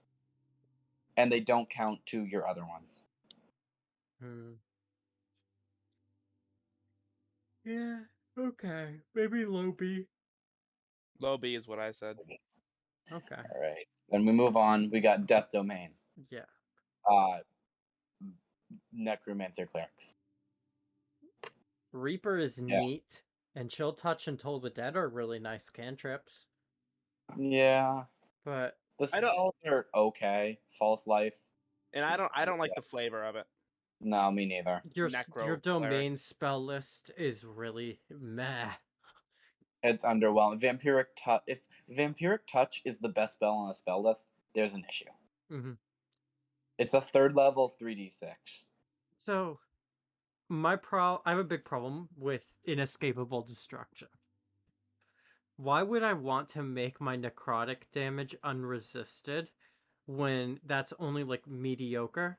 Since I would rather just have my spells do radiant damage instead of necrotic. Yeah. Because radiant damage is just inherently better. Inescapable Destruction does not get around necrotic immunity. It gets around necrotic resistance.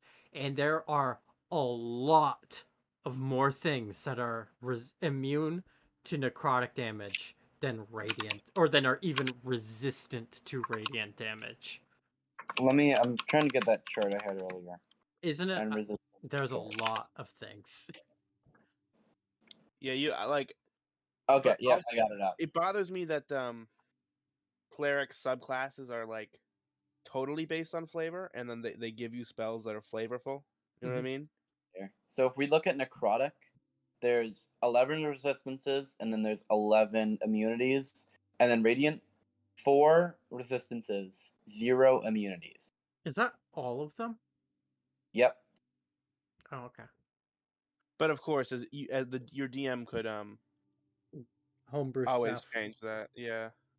I'm a DM who plays in very homebrew heavy campaigns.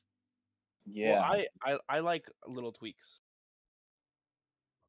Like a little flavor here and a little bit there. A little flavor here and a little flavor there. I've been in probably nearly 30 different campaigns now, and I've never once played an official campaign. Really? I have never once played an official Wizards campaign.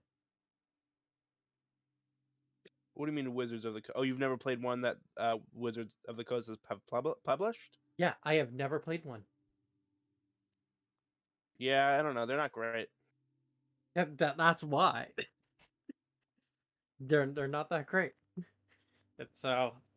And you never know what a DM who's homebrewed stuff is going to throw at you. They could literally throw anything at you. Which might be why we might actually look at some classes a little bit differently, and why I value diversity so much in my characters. I do like diversity. Sometimes I just want to play something fun, even if it's not good. And I gotta say, this class is not fun or good. Yeah, the domain spell list is bad. The channel divinity requires melee attacks, but you want to be focused on your cantrips because Chill Touch and Toll the Dead are so good. But you don't have the health or the proficiencies to be melee range. Yeah, I agree with that. I have this at low C. I have this at low C because you're still a cleric. Yep. I don't think just virtue of being a cleric is good enough to get you in C. I think it's always helpful to have a healer. But if your healer sucks, then your healer sucks. I'm putting it low D. Low. I'm gonna have to put it high C. High High C. I mean, high D. High High D. Very D.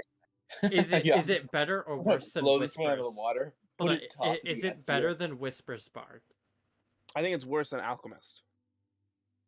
Is it? I think it's worse than Alchemist, but I think it is. I think it's better than Alchemist. Oh.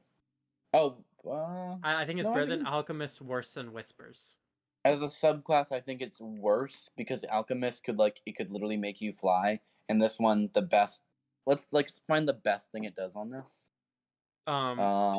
It is. Well, I don't care about that, but the only reason I think it's better than I think Alchemist is kind of crappy, but potions carry over. Okay. Yeah, true. Fair enough. We'd go with that. So you might have a whole bunch of them. Next. Hey, dude, you might just fill up your bag of holding with potions. So next up comes my favorite cleric domain. Oh, the Forge domain. Oh, light domain, a forge. What the heck? Yeah, I thought you were about to pick something good. My bad. You get heavy armor proficiencies. The Blessing of the Forge is really good. The domain spells are really nice with Heat Metal, Wall of Fire, Animate Object. Those are good spells. Your Channel Divinity is really solid. It gives some nice utility. And Soul of the Forge gives an AC boost and fire resistance. So to me, this just sounds like the most religious guy in the Paladin Club. This is your frontline, big, beefy cleric. Yeah. AKA a paladin. You also get like your guardian. You get your spirit guardian still with Forge domain. So Wait, you but can did you really hear, Kev? Didn't you really hear immunity to fire damage? No, resistance, resistance, piercing, slashing from non-magical. Yeah. No, resistance to fire oh damage. yeah. Yeah, it's definitely good. And I can't really think of any cons to this class other than it's stupid. maybe it's little bit flavor. weaker on a spellcaster. Yeah, I don't really care about spell testing. It sounds like an A to me, but I put it low A. Lower. I would say it's an A, like mid A. Okay. But the two A's we have right there are Battlesmith and Eloquence. Yeah, it's not as good because both Battlesmith and Eloquence I would say are high A classes. Oh, they're insanely high A's. While the Forge is like one of your best options for a tank. It is one of the best tanks in the game. And not much can get through a Forged Domain Cleric. And especially once you start getting like feats like Resilient on a Forged Domain, where now he can hold concentration in combat while tanking damage, it starts to get really disgusting really quick. Yeah. This looks like it could multi-class pretty well. It does. Yep. I've seen Forged Domain Clerics. They will just wade out into waves of enemies and start bashing shit without giving two fucks while holding concentration because they can't break it. Dude, we have so many of these to do. Yeah. Yeah. I think we might have to finish Clerics and then finish the rest later. No, I think we Brave Domain. I don't think we have it later. I think we can Brave Domain. Yeah. Hey, you were the one who said that we should get through this in one night if we really tried. And no, I was the one who said we should maybe do 2 parts. You want to do a second part? How many? Let's finish Clerics. It's only 10:46. We started at 9. I gotta drive an hour to get. Oh yeah. To get to my lake. It doesn't matter. It's fine. I'll be there. Grave at least Domain. by 1. Grave Domain. Right. Sentinels at Death Door allows you to prevent crits from opponents, which is good. That'd bother me if I was the DM. Because I think I say a crit is a crit. I mean, there are 2 classes. This is one of 2 classes, I think, that allows you to prevent crits. Yeah, I don't like that. What? Yeah, there are 2 classes, I think, that allow you to basically say nope to crits. One is the Clockwork Sorcerer, I believe. And then you've got the Grave Fighter, or the Grave Cleric. I don't see that. Sentinel at Death's Door. Oh. What the? That is stupid. One, that's not common enough for you to need that. Yeah. Two, it's too common and too good to make sense. I don't think that should be a don't thing. think it's very good. Crits So are rare, this so they also should be left alone. depends. Yeah. This is enemies or monster crits, which I understand. But I'm the kind of DM where I don't ever tell my players the roles. I keep my roles hidden from the players because that would just be meta gaming at that point. Yeah. No, I like that. Yeah, I'm a keep your agree. roll hidden DM.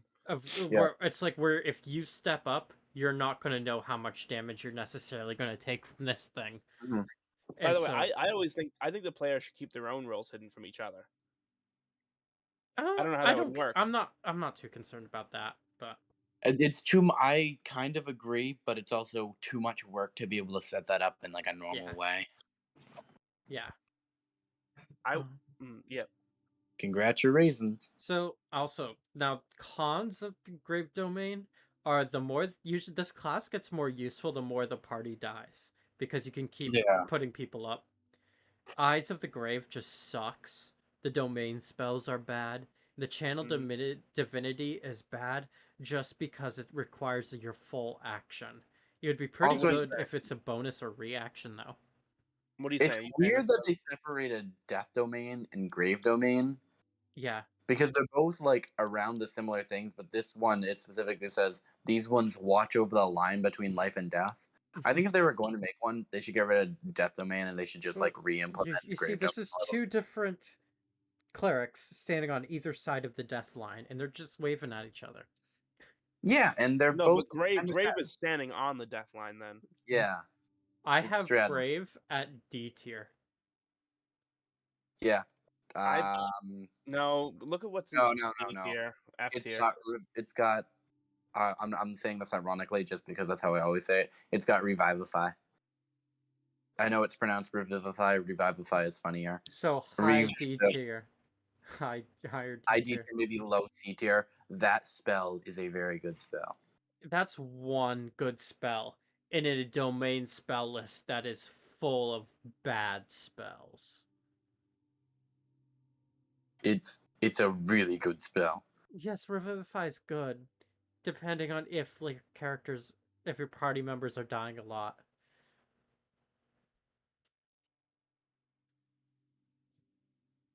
Well, not just that. I've used it in like encounters where specifically in my like current campaign, we accidentally killed this doppelganger who was running away from us, and like we just attacked it and we dealt too much damage, and I was able to cast Revivify on it, and it just that was a big thing because I mean, what else are we gonna do? Speak with the dead? We didn't need to do that. From this point of view, we also got because my DM was a Chad, and said you have advantage on intimidation. Yeah, sadly, he's supposed to be because we hit him with that.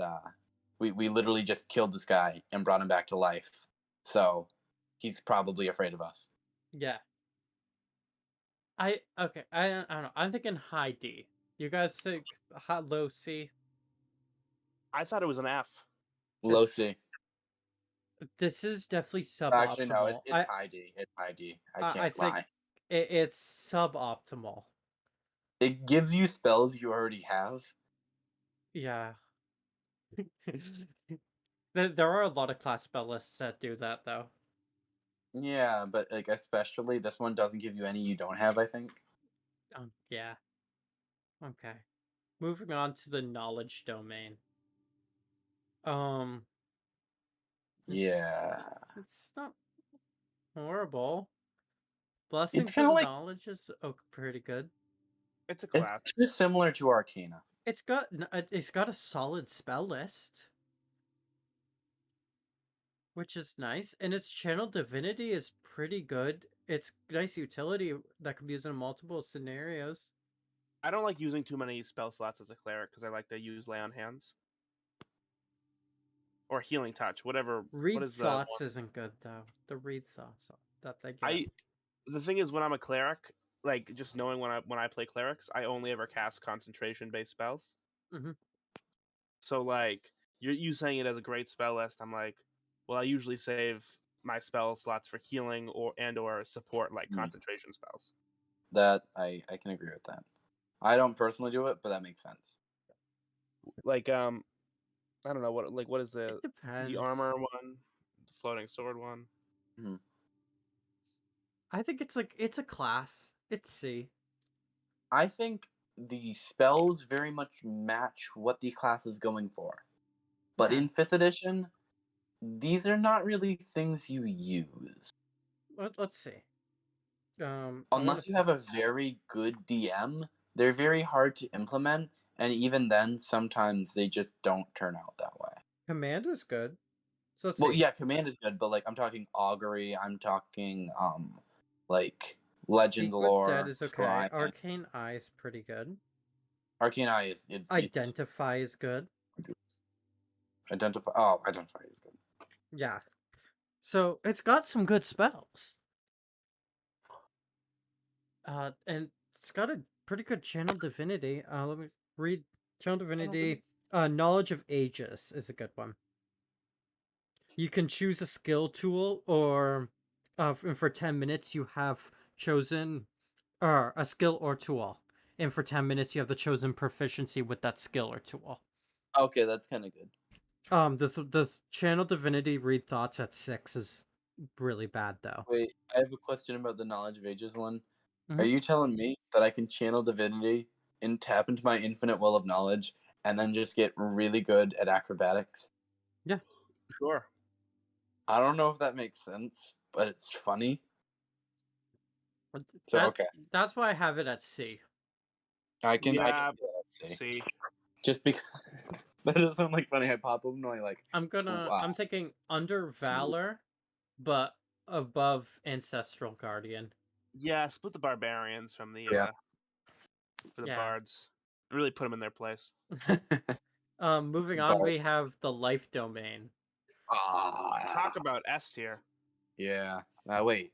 No. Maybe not. No, A tier, definitely A tier. I have it at B. B. What are you? So- What are you crazy? Yeah. So What do hold you on. forget what a cleric is? So heavy armor proficiency is Throw some more really cleric in your good, cleric. and the healing spells and the boost to them is good, but Good Berry does not work with Disciple of Life.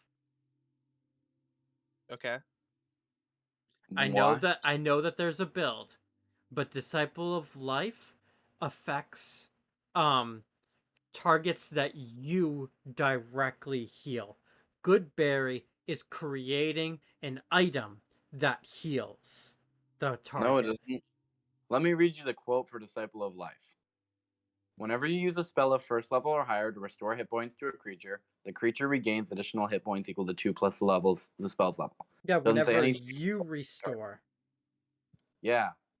Yeah, You are item in that you Good create Berry. You are not restoring the hit points from Good Berry. No, it just says whenever you use a spell of 1st level or higher to restore hit points to a creature. And I would argue that since your spell went into making the item that restores health, that would count as you.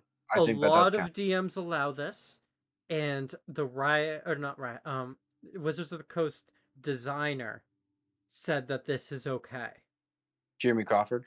I think so. Yeah, he came out and said that this is a interaction that he would allow, but if you go by official wording, it doesn't. Which this is a very popular build that a lot of Life Domain clerics do go, because it allows your good berries to heal for 40 health, just out of nowhere. But Channel Divinity is nice AoE healing, but it does require people to be bloodied, which is a little bit rough. And the Blessed Healer option at 6th level is also pretty nice. But every domain spell on the Life Domain spell list is already on the class list. Yeah, but you can basically just get another spell for free then of the class list. Mm-hmm. It's not bad, but it's not good. Yeah. You get another, pick again, you get this one free. Yeah. So, it's not I have Also this. divine. I have this at high B. It's not optimized. It's not like your optimized healer, but it's definitely a good healer. But I think it should be low A because it really stands true to like clerics and it merges well with the class in general. Dude, It this is allows S. you to be a This is good S tier. healer without having you to devote yourself to it. So instead of spending like an entire action to like go cast Cure Wounds on someone, you can use Healing Word as your bonus action, and then you can like still go over and smack someone with your hammer. It allows you to, like I love any subclass that throws more class in your class, and yeah, this exactly. this throws is more class. beautiful. If Throw more cleric in your cleric. If Channel This is S tier Divinity all the way. didn't require your allies to be half health or under to actually do something to them, I would definitely put this in A tier. Wait, what? Oh yeah. The AoE I- heal on I Channel can- Divinity, they need to be below half. And because of that, I have this in high B. Okay, I guess I can see that. And I, as a dungeon master, would say, nay, that is stupid. Because a lot of your healing comes from your Channel Divinity, and a lot of the Cleric's power comes from Channel Divinity. Okay, that fits. So, did I convince you that it is maybe like a mid to high B instead? Nah, it's still an S tier. It's not I'd S rather tier. it be a lower Dude, what A a tier, beautiful but I can subclass. see your thought process behind high B tier. High B tier? Okay. Is it... I think it's better than Artillerist. Yes, definitely, absolutely. It would be the top of our B tier as It's of right top now. B tier. Because it's very close to A. But it is Okay, now not to, as good as Forge. onto the basic, bitch. Not gonna Light lie. Domain. This is the definition of best spell domain list. Yeah. Burning Hands, Fairy Fire, Scorching Ray, Wall of Fire, Fireball. and Fireball. Those are nice spells. Flame Strike. Channel Flame Strike- Divinity is an AoE nuke. That's Well, Flame almost Strike- unrivaled by other spells its level. Yeah. Warding Flare is nice and poses disadvantage, but that does fall off really hard into later parts of the game. It does, but it's good at first level. Improved Flare, it does get that. It's nice, but it doesn't scale very well. And that's the story of the light domain. It didn't scale. And then potent spell casting, I still like that. Yep. And then Corona of Light. Isn't that like its 11th level feature? It's 17th. Oh. I'm not gonna bother reading it then. And it's your enemies in the bright light have disadvantage on saving throws against any spell that deals fire or radiant damage. Keep in note the spells that you get from your spell domain list all are fire and radiant damage. Yeah. But at 17th level, I think the only thing it really has going for it is spell list. But that is a really good spell list, so I'd put it B tier. Yeah, I have it as my notes literally B tier. Yep. Calvin, do you agree? Yeah. Is it Doesn't better be, or though. worse than Glamour Bard? I'm thinking it's a slot lower than Glamour Bard. Only because it doesn't add more class to the class. You know, Calvin? Exactly. Okay. Nature Domain. The Druid Cleric. Proficiency in heavy armor. That Big is plus. very nice. That is a big part of this. But the Channel Divinity is dog shit. Yeah, it is. It's And the domain spells are dog shit. Yeah. The And- again, And the best Dampen one's Elements is hit or miss depending on what you're fighting. Mm-hmm. I have this in D. Yeah, D. This is D. It doesn't add more class to your class. Heavy armor is good. Doing this Yeah, is worse than multi-classing into Druid. Is it worse than Death? I really think that we're probably gonna have to finish up just Cleric and then stop. Yeah, I agree. Yeah, we could maybe do a part 2. Maybe even a part 3. Maybe we can finally get Brad. Yeah, he'll be here. We might not wait for next week to finish this up then. No, yeah, What do you mean? Well, what if we did another podcast for this, like, later this week? And maybe Friday or I'm pretty Saturday? busy. Friday. I guess maybe I could do Friday. Okay. I We have should no probably idea. figure this out afterwards, and we'll Yeah, just we keep figured checking it one. after. Yeah. Order Order domain. Really fun to roleplay. I had a dude do an amazing roleplay for an order domain because they're Heavy like armor. the best lawful neutral. Bothers me about clerics is that you're supposed to roleplay your subclass. Same thing Yeah. with paladins. Bullshit. Heavy armor so and I- spell proficiencies. They just play as a cleric. They don't play as, or they play as not a cleric. They don't do that. The only guy I can imagine who did the order domain well would have been, or no, who did cleric role playing well is the order domain guy. And that was Voice of Authority is good. As it really shines so if you synergize it with other party members. You have a solid spell list. And Don't care. being able to cast enchantment spells as a bonus action though at 6th level is not good. That is almost trash. Because I you're actually still bound to one spell a turn. that. Yeah, I agree. If that wasn't a thing, then it wouldn't be. Mm-hmm. I think it's probably C tier, maybe C I think tier. it's horrible, but I'm gonna say high D tier. Oh, also another thing. This is gonna a con. Order domain only charms the enemies to you, Not your teammates. not your teammates, and so Yeah, they but will I kinda still get be that. hostile to party members. I kind of get that though. That I makes wouldn't say that's a con. That just makes sense.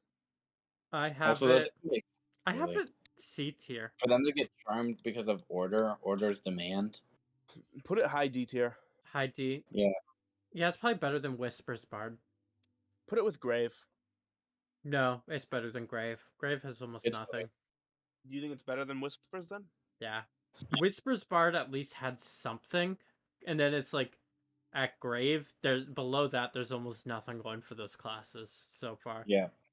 Maybe move Grave below Alchemist. The spells aren't really. I really like Alchemist. I do too. I think it's fun. I think It's got a special place in my heart. Well, it's not that, but like, just the idea that your subclass abilities can carry over, like, is just kind of brings it to another level. Now, but that depends on the kind of game you're playing, doesn't it? Yeah. Now comes another very Hippie strong class. Very the strong. Domain. The Peace Domain. Very strong. Yeah. Very strong class. Very. Yeah, this class is kind of stupid. I have no interactions with this. Peace Domain Clerics. Emboldening Bonds is like an AoE bonus to attack. Okay, that's kind of good. In a 30-foot range. So do you aim it at something and everything within that range, or no, it's everything around you. All allies gain a 1d4 to attack rolls. That's good though. I wouldn't say that's fantastic. But then it gets better at level 6. Yeah, it's this ability. That's good for tanks. This ability almost brings combat to a halt. It's like we're going to just ball. We're all gonna make a ball, and we're just gonna fight as like a unit, and it will slow down combat. But it is so effective. Also, Expansive Bond makes it like that scales really well. Yeah. You have a really good spell list. Expansive Bond makes it so like it's at 17th level, so I know that's really high. But whenever someone uses Protective Bond, which is teleport to another guy who just took damage, whenever they tank the damage for him, they have resistance to that kind of damage, no matter what that kind of damage is. The ability to teleport, and then that as well. Yeah, that's a free teleport. So, and it's extended range. As a cleric. Yep. This class, It looks good, but in practice, this class I've seen. It's never going to be pulled off. No, I've No, it's seen not. it always pulled off. I've seen this class carry everything, entire There's parties. no way. It's. I have this as my. I've seen some people put this in S tier. I would say No. this is the best A tier. I couldn't say that. Put it next to Forge. How? Yeah, next to Forge, how- it is not that good. You might even put it in between Battlesmith and Eloquence, but I don't even think so. I think It's it's not better better than than Eloquence. I think it's Eloquent. No. How There's no often? way. Hold Not on. even when I look at the spells too. Like I the don't care spells about. are okay. I Okay. don't really care about Cleric's spell list though. Yeah. So you Cleric get to spell is use. Okay, well, okay. So this ability, Emboldening Bond, starting at first level, you can forge a bond among people who are at peace with one another. As an action, you choose number of willing creatures within 30 feet. This can include yourself, equal to your proficiency bonus. You create a magical bond among them for 10 minutes. Mm-hmm. While Okay. they are bonded, the creatures can add a d4 to their attack rolls. That is every attack roll for 10 minutes adds a d4 at first level. And this is a spell slot. This is a feat. No, this is a feature that costs an action. Okay. And Yeah, but you can how only many use left a do you have? proficiency bonus times. This many is of a these Just have? I number. move for at. Hold on, no, this is a number of willing creatures equal to your proficiency bonus. Yeah, and then you can use it a number of times equal to your proficiency Yes. bonus. And then on a long rest. So that starts at 2 and then eventually goes up to like 3 and 4. I don't know if it's really that good though, Jay. Yeah, like just thinking about it, it depends. I could really see this depending on what kind of game you're playing. Yeah, maybe if you're like an elite squad working together well, but in your Then normal party, definitely, this is yeah. kind of good. I mean, it's good. Don't get me wrong, but I'd say it's lower A. Maybe like worse than Forge. I'd say. I would say that I think it's better than Forge because teleport and then it gives the resistances. Yeah, but you're still taking damage, and that's at 17th level that you get Oh, resistance that to is it. it. Protective Bond. I Let's see. don't know. It's not S tier. It might be on par with Battlesmith. I don't think Yeah. it's S tier, but I definitely think it's very high A. Yeah, it's good, but it's not that And the good. teleport costs a reaction. Yes, it does. So I'd say right below Battlesmith, just because I think it's probably pretty good, but I could definitely see certain game types where it's just sort of. And it doesn't seem like it has a good outlet for any creativity or any changes. It's just kind of like a given fact. I mean, Right. yeah, in raw power, it's very strong, but Yeah. it's what it but- is. The thing about like casters is that the funny thing is the most powerful spells are just like The simplest. create water Oh yeah. because and not because create water necessarily is crazy, just because if you're a creative person, Well, yeah, you and can find the DMs opportunities, but how many opportunities will be presented? Because depends on the something like campaign. peace, a peace cleric is going to be good in pretty much any combat scenario. Yeah, so it's definitely got a great steady thing, but I think minimal opportunity I for think it's above the creative. Battlesmith. I'm fine with that. Okay, I'm okay with it. I'll say barely though. Barely, yeah. It's Little barely asterisk, there. little asterisk there. Because the Battlesmith can it's nice because it can impose disadvantage, but that's only like single target. Mm. And the Peace Cleric is just AoE buffs, teleporting around to people, taking damage for them if need be. They're not that good though. Okay, next up we have the Tempest Domain.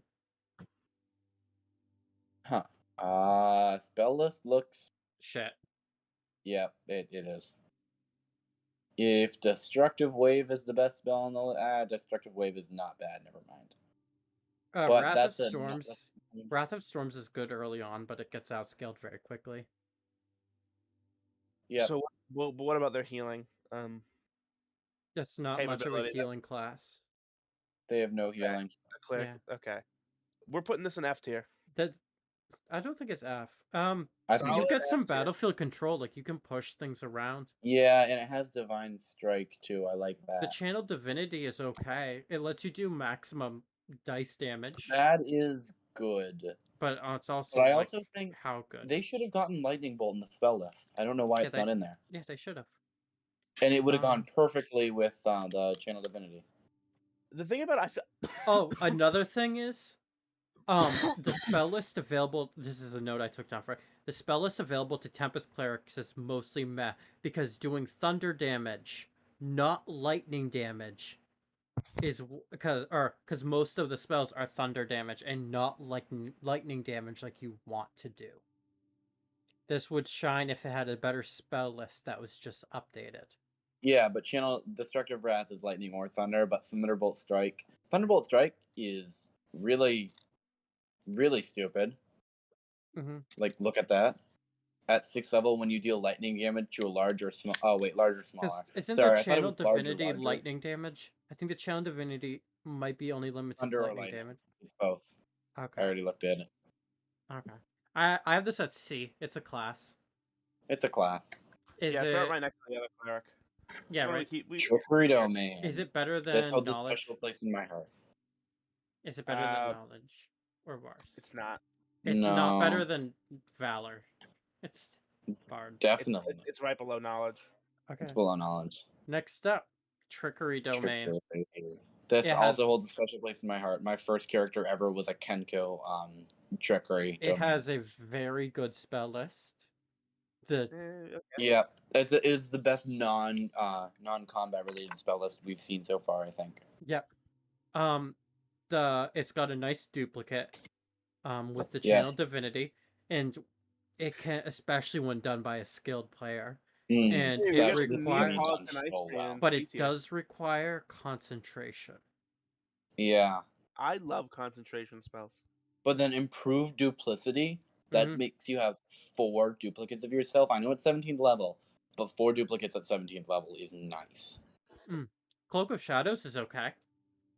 Let me tell you, 4 it's duplicates. Also a really good multi-class option. This class multi-class. You never know. Well. Have you seen Home Alone? Think of that. Yeah. I wouldn't say it's like. I think this is it's low C tier, low B tier. Low B. Low B. Yeah, I like low B. Yeah. Because it's definitely better than Swords or Valor Bard, but it's definitely not like your Zealot or the Armorer or the Creation Bard. Or even the Arcana Cleric. Yeah. You think it's low B? You think it's real? You think it's way down in B tier? Yeah. I think it's low B. Okay. Twilight Domain. This is what a domain. Oh boy. Yeah. No, this is a broken. The Twilight is broken. Yeah. I have an S tier. Well, I don't know about S tier. Wait. Eyes Martial on Knight and Heavy Armor. Yep. Eye of Night is very good. Vigilant Blessing. Advantage on Initiative.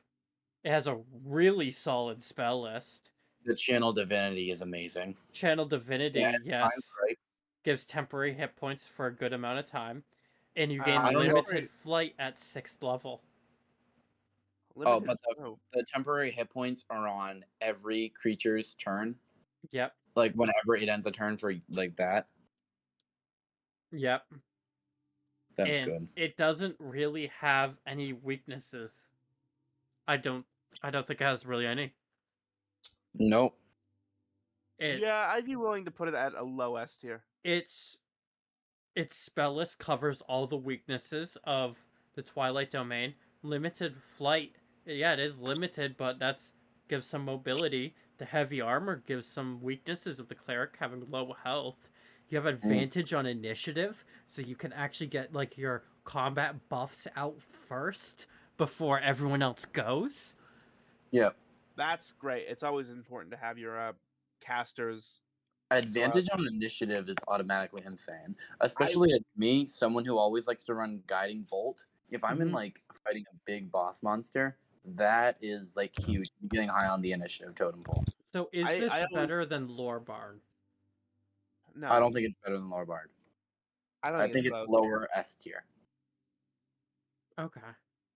It I mean- basically does everything good from the other I think that other these are things. my Not to mention only two S proficiency tier with martial weapons classes. and heavy armor. I think that these are my only two S tier classes, if I remember. I think I can think of a few more, but we're gonna get there in part 2 or 3. Yeah. Maybe some of the wizard stuff could be S tier, but and lastly, That's I don't know about the subclasses. Wizards are just like good as a class, and the subclasses kind of complement them to make them better. But the subclasses aren't S tier themselves. yeah, Wizards just scale really well, though. Yeah. ward domain, Yeah. martial Yeah, weapons that's and heavy armor. which You is get good. extra attack as a bonus action at level The domain 1. spells are not that good. I mean, they're They're decent. not. They're not It's that good good. at building on what the class does because it doesn't get like shield and fortify.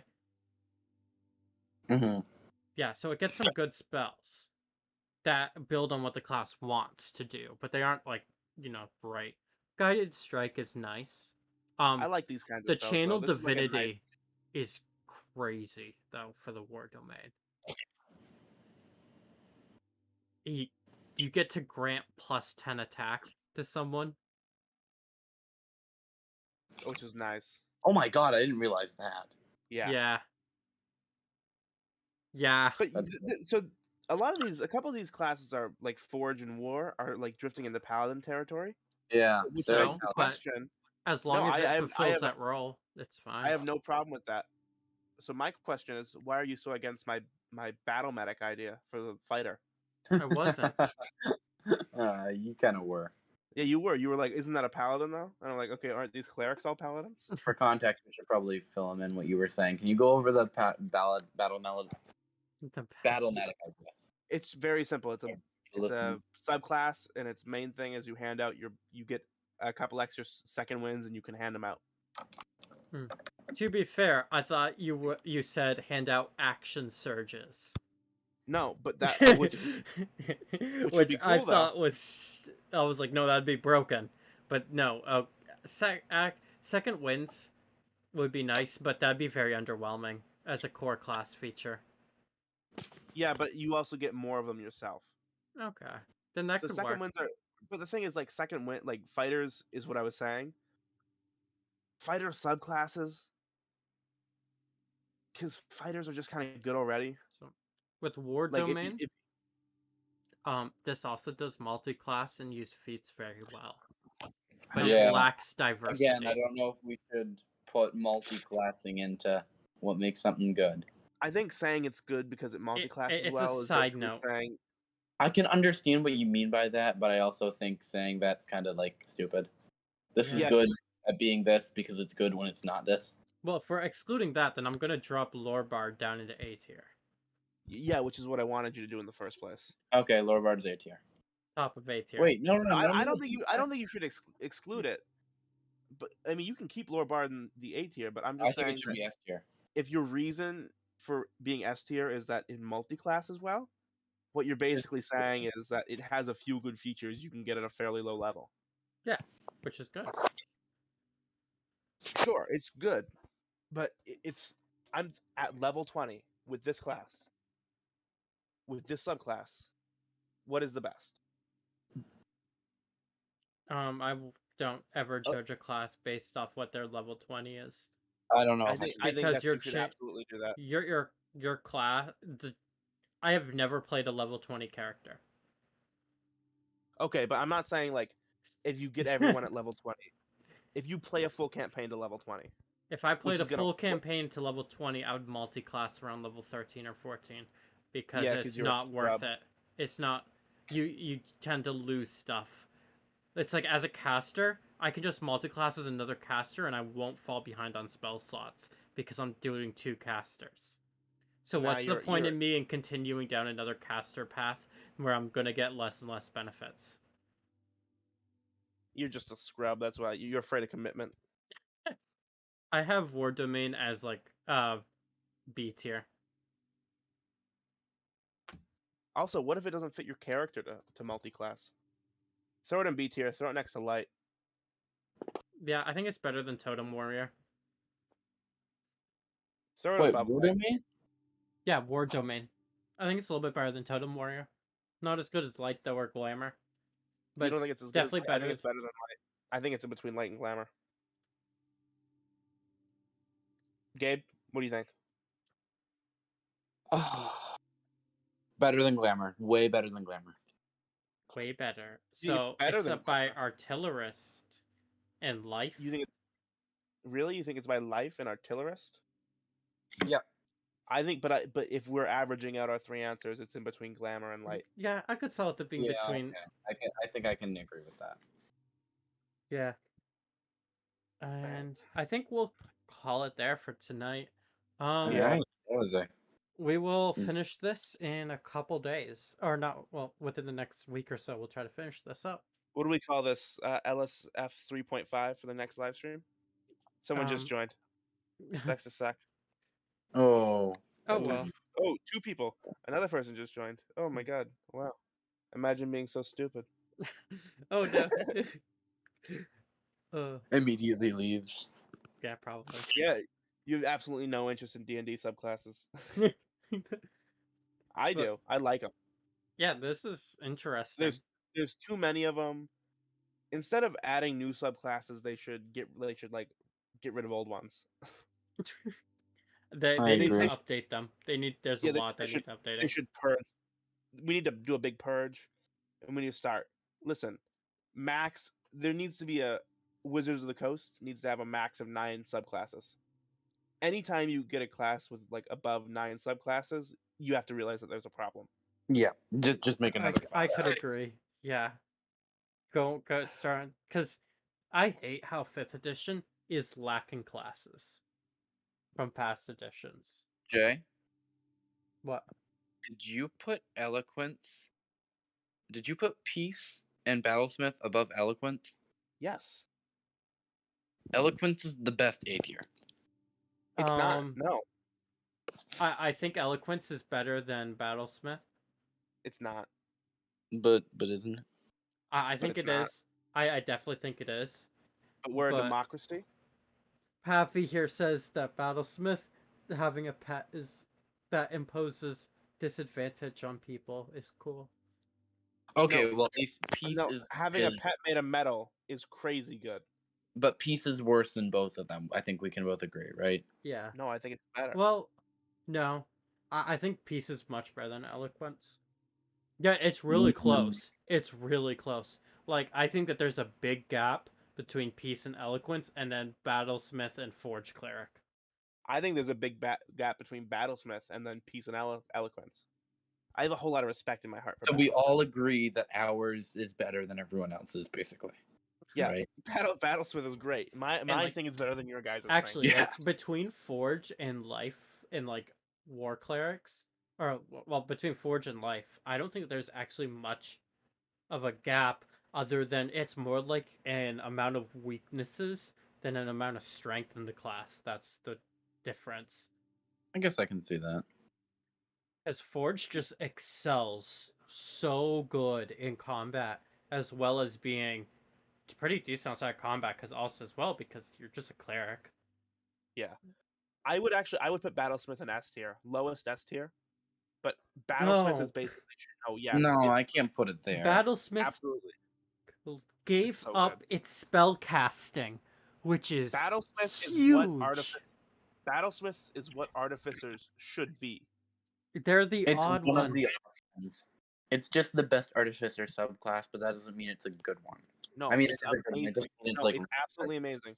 Artificers are kind of weird and lame as it is, but Battlesmith is what they So, should have been. Our Battlesmiths artificers are aren't beautiful. broken.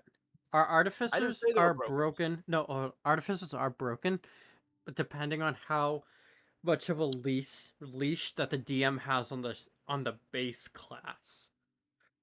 Battlesmith, beautiful. It's a beautiful subclass because it gets rid of all that casting crap.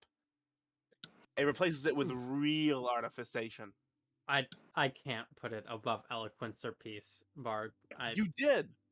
I did it. I did it so we could move on with the video, just to make you happy. It's great. It's amazing. Huh.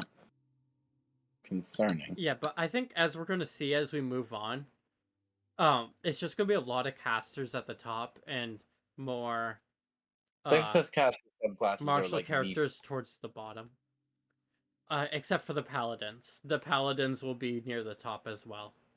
Paladins are casters, though. they're They're hybrids. half casters. Yeah. They're what?